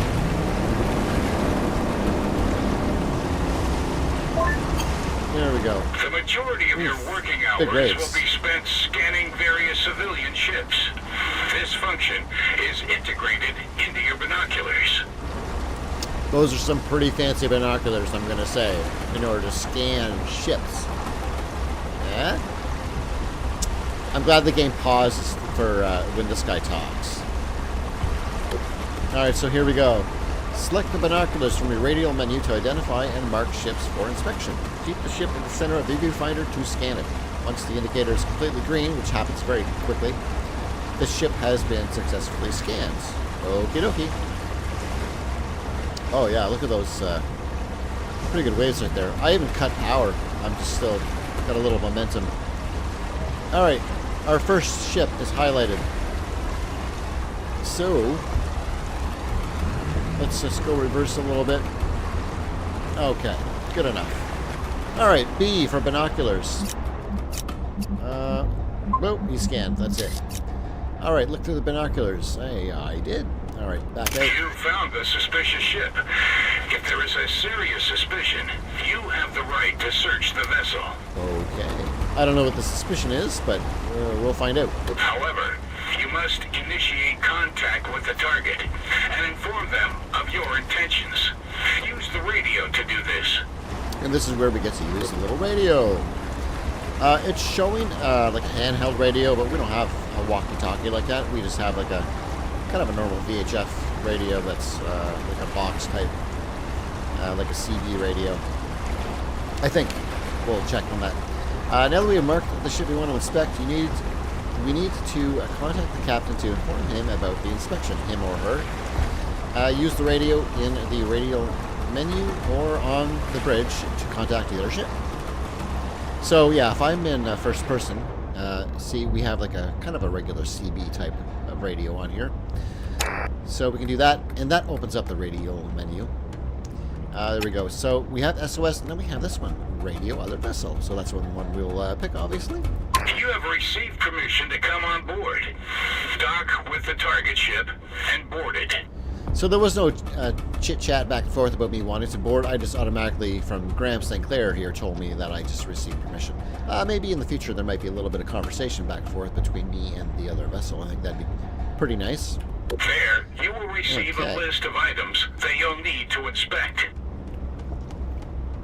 So we're going to go board this guy.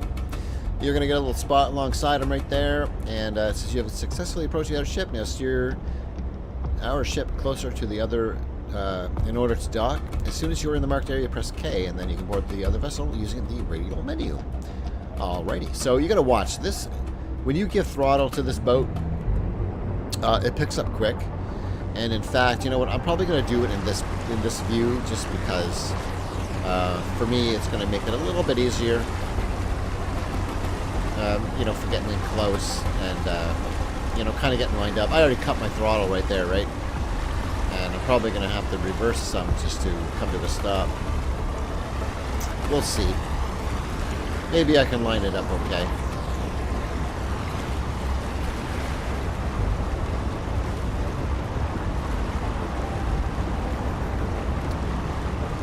There we go.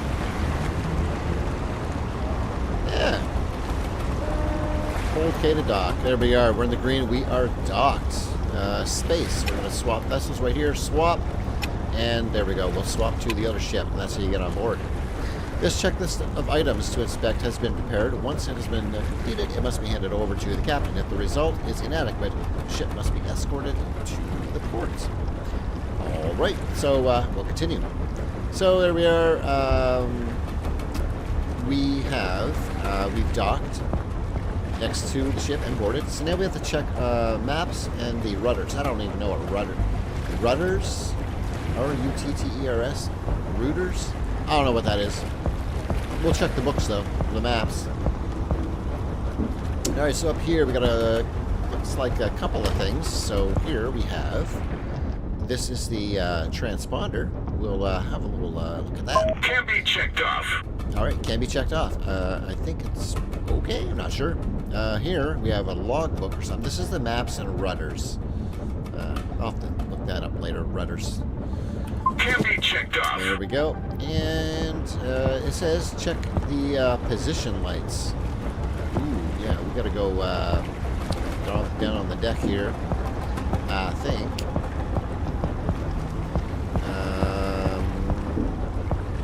Oh, do I gotta go up one? Oh, yeah, it was up one. I think we gotta check both sides? I don't know. Can I walk this way? Yeah, there we go. Alright, let's have a look at the light here. Inspect the lights. No further measures are required here. Okay. Well, it didn't get me to inspect this one, but I can see it's working there. I'll inspect it anyway. Look at that. No, I guess I can't. I tried. Alright, Captain. I think you're good to go. Whew! Lucky again. Oh, is there something you're not telling me? I don't know. You were thorough and couldn't find any issues. False alarm. Return to your ship and continue your patrol. Scan the next ship. Alrighty. Swap vessel. You know what would be nice? Just a little suggestion is if I come to the side where my vessel is, maybe I can get a little like swap it that way. I don't know. I mean, I tried to jump and I got the wheel up anyway, so it doesn't really matter. But yeah, there we go. So when I swap, I am. Oh, there's my anchor. I'm just on the vessel. Another thing is you cannot fall off your vessel. So you're not gonna have to go swimming. But anyway, that was pretty cool. I wonder if we'll ever be able to use these light buoys. I think we will, to be honest. Probably. But anyway, yeah, we do have an anchor here. And I can't interact with these buttons. Oh, yes, I can. I can. All right, so we'll take the steering.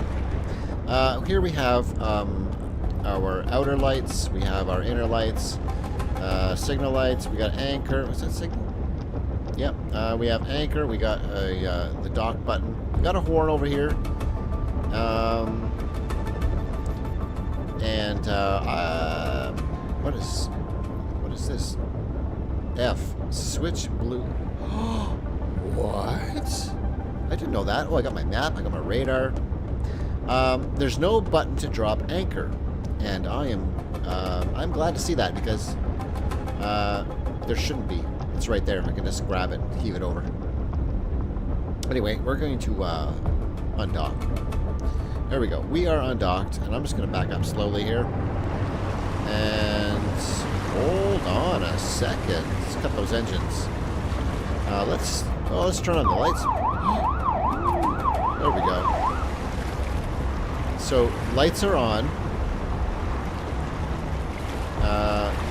I didn't think it was going to do the siren, but it did do the siren. I was hoping they would just do the lights. I don't want that because there's a horn button. The horn could be the siren. This could be just the lights. Anyway, we'll turn those off. Here's the horn. Oh, okay. So the horn is just a regular horn. I would like to see the lights and the sirens as two different buttons. I think that'd be pretty cool. I can do one or the other or both. Yeah. Anyway, let's patrol a little more. We got another ship we got to scan somewhere.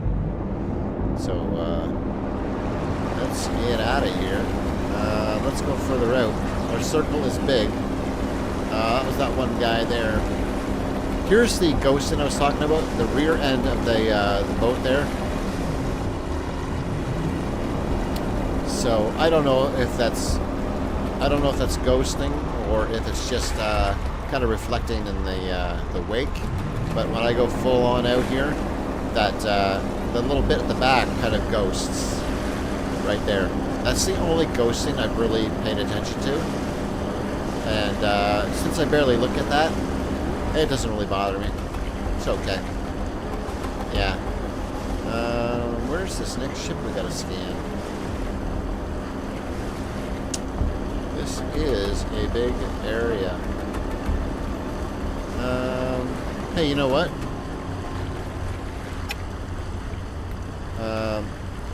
Let's scan that guy. Another suspect. Ooh. Make contact. How do we get his binoculars? Escape should work, personally. Okay, so that's... I didn't see a thing over him. I just scanned him randomly. And he was probably the only other boat here, so... Alright, let's stop right here. Right there, okay. Yeah, let's radio him. I guess I have permission. I didn't see anything come up, but my little docking thing came up. So, we'll just go in there.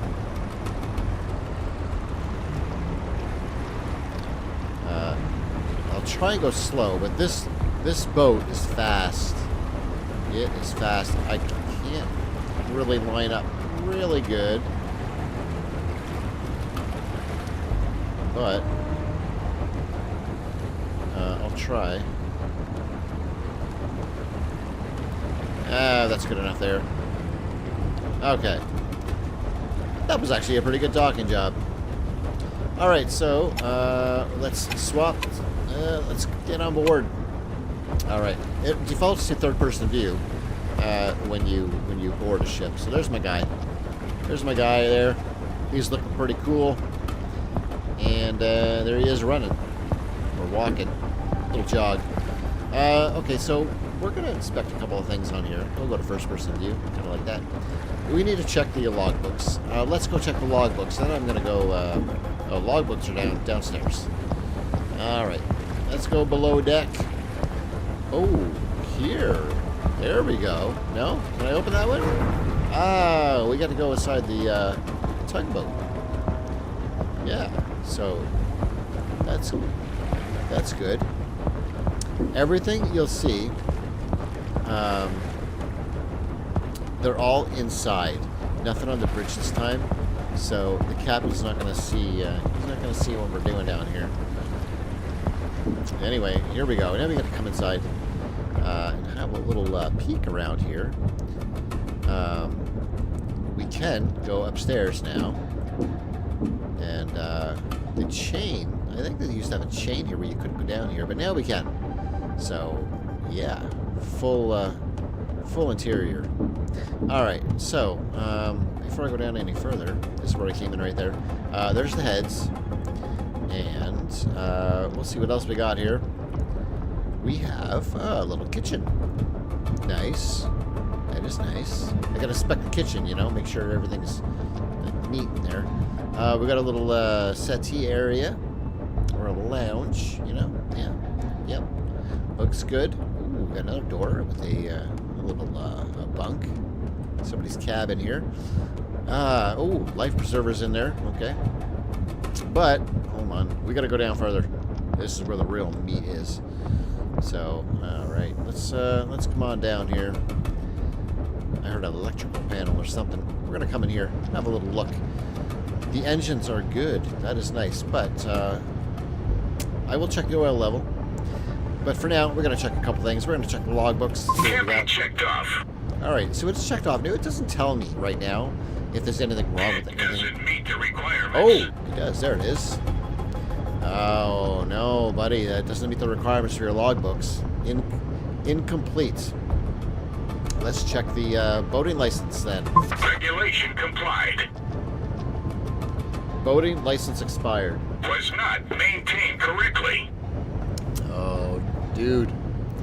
Dude, this isn't looking good. Ooh. Oh, I just noticed. Oh, I see. I can inspect other things. But I'm only inspecting the things it's telling me to, but there are other things here. Okay. Anyway, let's go in here and let's check out, because we haven't been in this engine room before, because this is the tugboat. There we go. Same engines as the other boat. That's okay. That's good, though.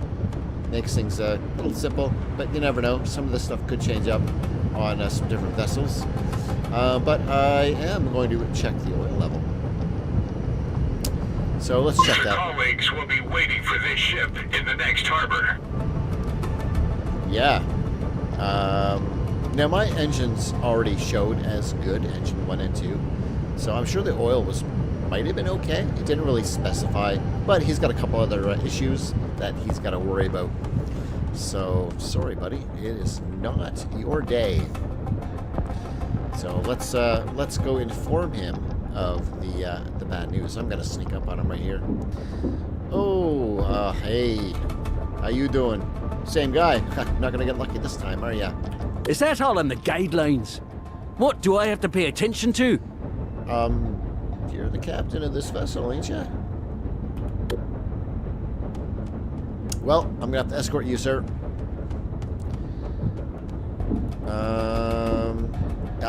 I can swap anytime, anywhere. But anyway, did my boat move?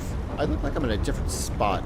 But I'm in the escort position now, so we will swap back to my own You boat. caught the suspect. Good job. You can now escort the suspect to the port. All right. So, great job. You caught the criminals. Now you can now make sure they actually return to the port by escorting them back there. Stay close to the ship until it arrives at the pier. Sure thing. Okay, we'll take the seat. I'm going to back up some. I want to get out of this guy's way. I don't know which direction he's going. Okay.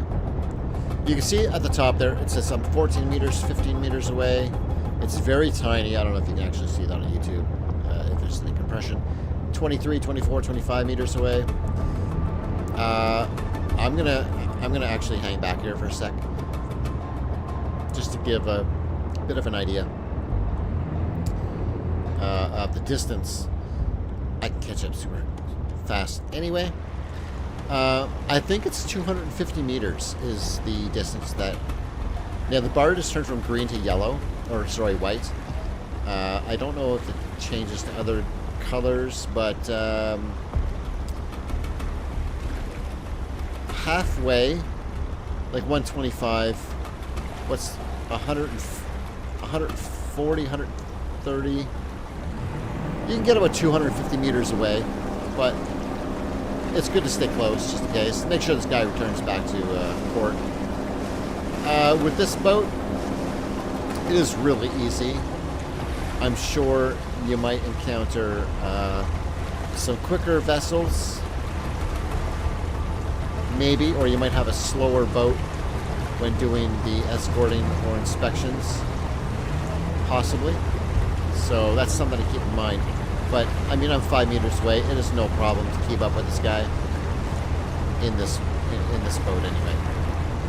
So, the distance is also relatively close. So, he's not going to get far.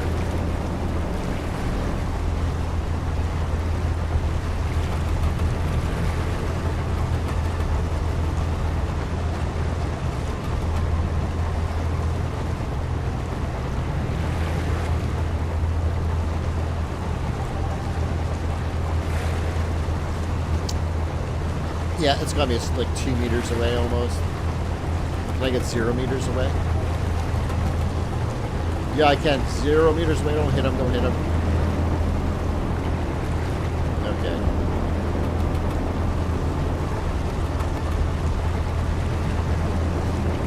I can travel right in his wake.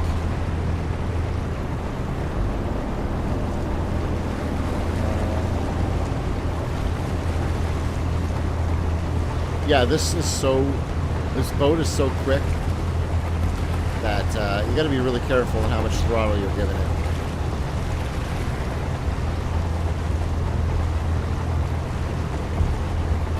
I should be able to bump things with this too. I mean, with the rib.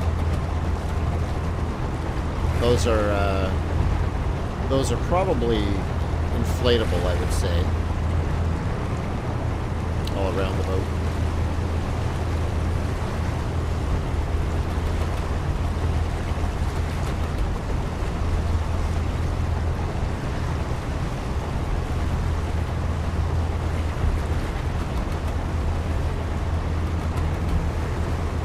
I don't think we need to watch him dock. I think we just need to escort him in close enough. Oh, look, there's moving vehicles. There's actually moving vehicles over there. Yeah. That's pretty cool. Alright, I think we can get out of that view. We can just sit in here now. There's no way. Ooh. Let's slow right down. A little more. Slow down a little more. Okay, there we go. Yeah. He's close enough we can kind of sit here and just keep an eye on him.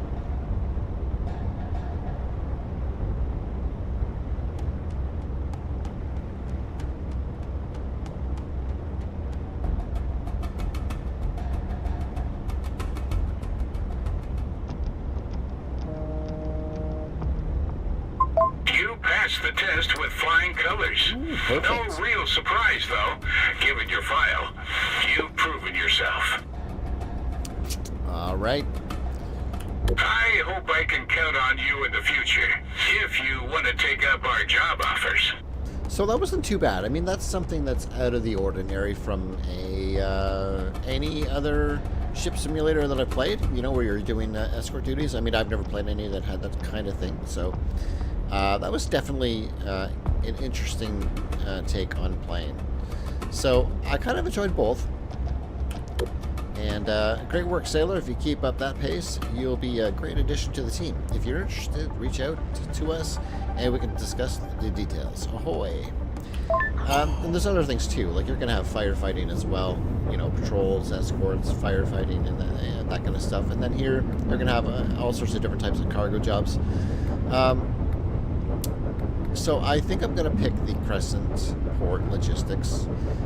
That does not lock me out of this, which is really awesome that they allow that, because you can fully play the game with one save, one playthrough, and do basically everything, which is pretty cool. And there's only 2 factions right now, and there's probably going to be some more added. You know, maybe with some other things, right? So whichever one you click on here, right, that's going to be your starting vessel, I believe. And we can choose, so you click here to choose a starter vessel. So this is the little guy. I say little guy, but it's big, but there's going to be bigger ones coming after this. And there we go. So yeah, we'll choose Crescent Port Logistics.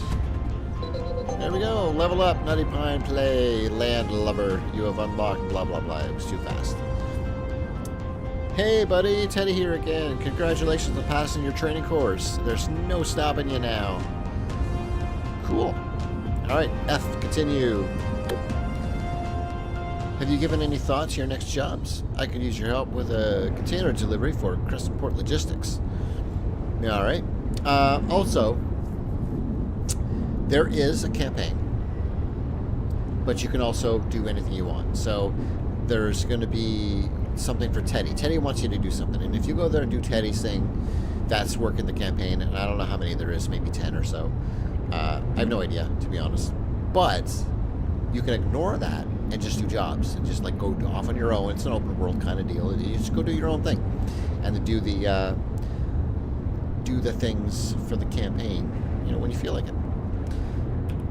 Alright, mull it over. I'll be waiting for your decision. So basically that's the opening to the campaign if you go to help Teddy out, I guess. I haven't gone any further than this, so I'm just...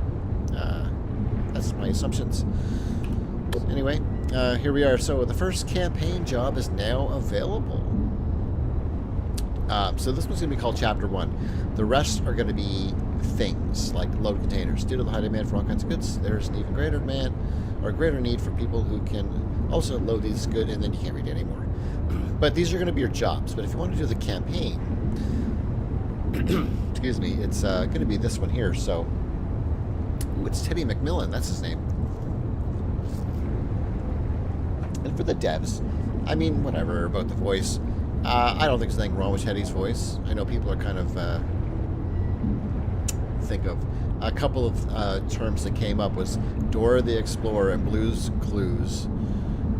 But I mean, you know, whatever, man. That's the dude's voice. Nothing wrong with it. So there, the first campaign job is now available. You can check the map anytime to find out which port to visit to continue the campaign. So we can click on this, and it's going to tell me. Fast travel is disabled during this job. That's interesting. Which is good, because there was a little thing with the fast travel and the fuel and maybe possibly damage, and that might be rectified a little bit in the beta hotfix. But he wants me to travel somewhere to wherever they're based out of, probably. Yeah. That's, I would assume, probably on the map. But, yeah, there we go. So it wants us to check that. Of course, we don't have to. Teddy's waiting for you. Oh, he's waiting for me in Meddington. In the meantime, you can take on various jobs and there, it tells you right there. So you can take on various jobs and explore the world. That's it, man. Now we're pretty much free to do whatever we want. We have a story. I don't want to click that. I don't know what that's going to do for right now. But yeah, here's our fleet. Now we can pretty much do what we want, and you can see this is giving me some information here again. So complete jobs and expand your fleet. Did we read this before? Make sure your vessel is always in good condition. The ship's hull can take damage from collisions and must be repaired regularly. The fleet on the tablet. Engines and machinery require regular maintenance and care. Check the engine room or the engine itself to monitor the conditions, pipes, filters, and temperatures. Use the resources to carry out minor maintenance tasks yourself. Alright, so here, before I end this, there is, you can level up your ships. Here's the upgrades, by the way. This ship is now mine. This isn't, this is mine. I have nothing on board, so I'm probably going to need, I got 5,000 credits up top here.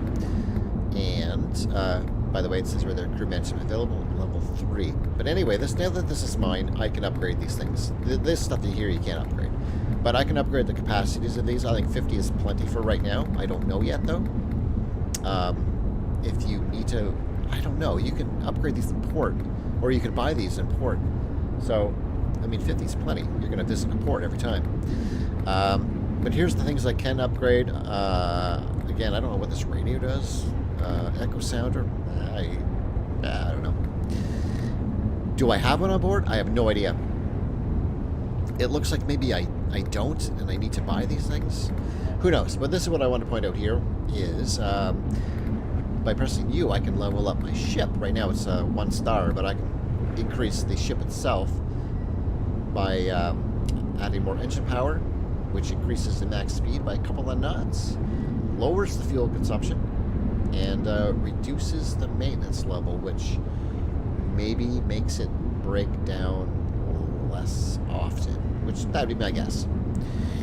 Anyway, of course you can't see that, and this stuff I already showed is all the same. If you ever need a quick financial boost, you can take a loan at any ports bank. There, you will not only find an overview of your finances, but also your current loan amount and the interest rate you have to pay. The maximum loan amount depends on your player level. Interest is due weekly. You can also check the bank when the next payment will be deducted. And then they have this part. The loan only needs to be repaid once your account balance allows it. So I'm not sure what that means. Here it says you got to pay... the interest is due weekly, and you have to, you can check when the next ones will be deducted. Then it says it only needs to be repaid once your account. Oh, okay. So you don't have to repay the full loan until you can afford it. That's all that means. I thought it would deduct the money if the money wasn't available. So I wonder what happens if you go in the negative, or if that's possible. That'd be bankruptcy and game over. Who knows? So that's good. It gives you these little blurbs of everything. So here's the editor for your character and your profile. And here we go. Next level unlocks. So right now I'm level 2. And once I get to 3, it's going to give me access to crew, anchor watcher, I don't know what that is, and 2,700 credits. Ooh, going to give me some modern glasses, a searchlight for the Herbert, and that'll give me access to the Bernhard. Oh, and a Bernhard VHF radio level 1, and the rigid VHF radio level 2, and the Archer. It's going to give me all of that. That seems like a... Well, okay. I guess, yeah. Yeah, and anyway, we've already been through all this stuff here. Anyway, if you ever want to get to stuff,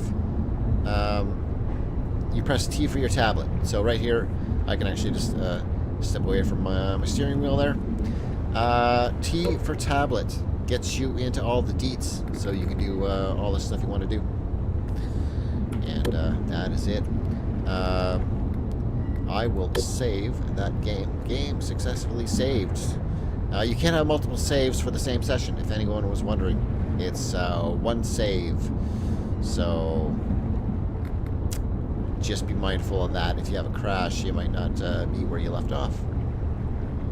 Anyway, yeah, we will back out to the main menu there. And thanks everyone for watching and tuning in. And if you enjoyed the video, like, comment, and subscribe. Alright everybody, that was Seafarer, the ship sim, just released a couple days ago in early access. And it seems to be something to look forward to. Alright everybody, peace.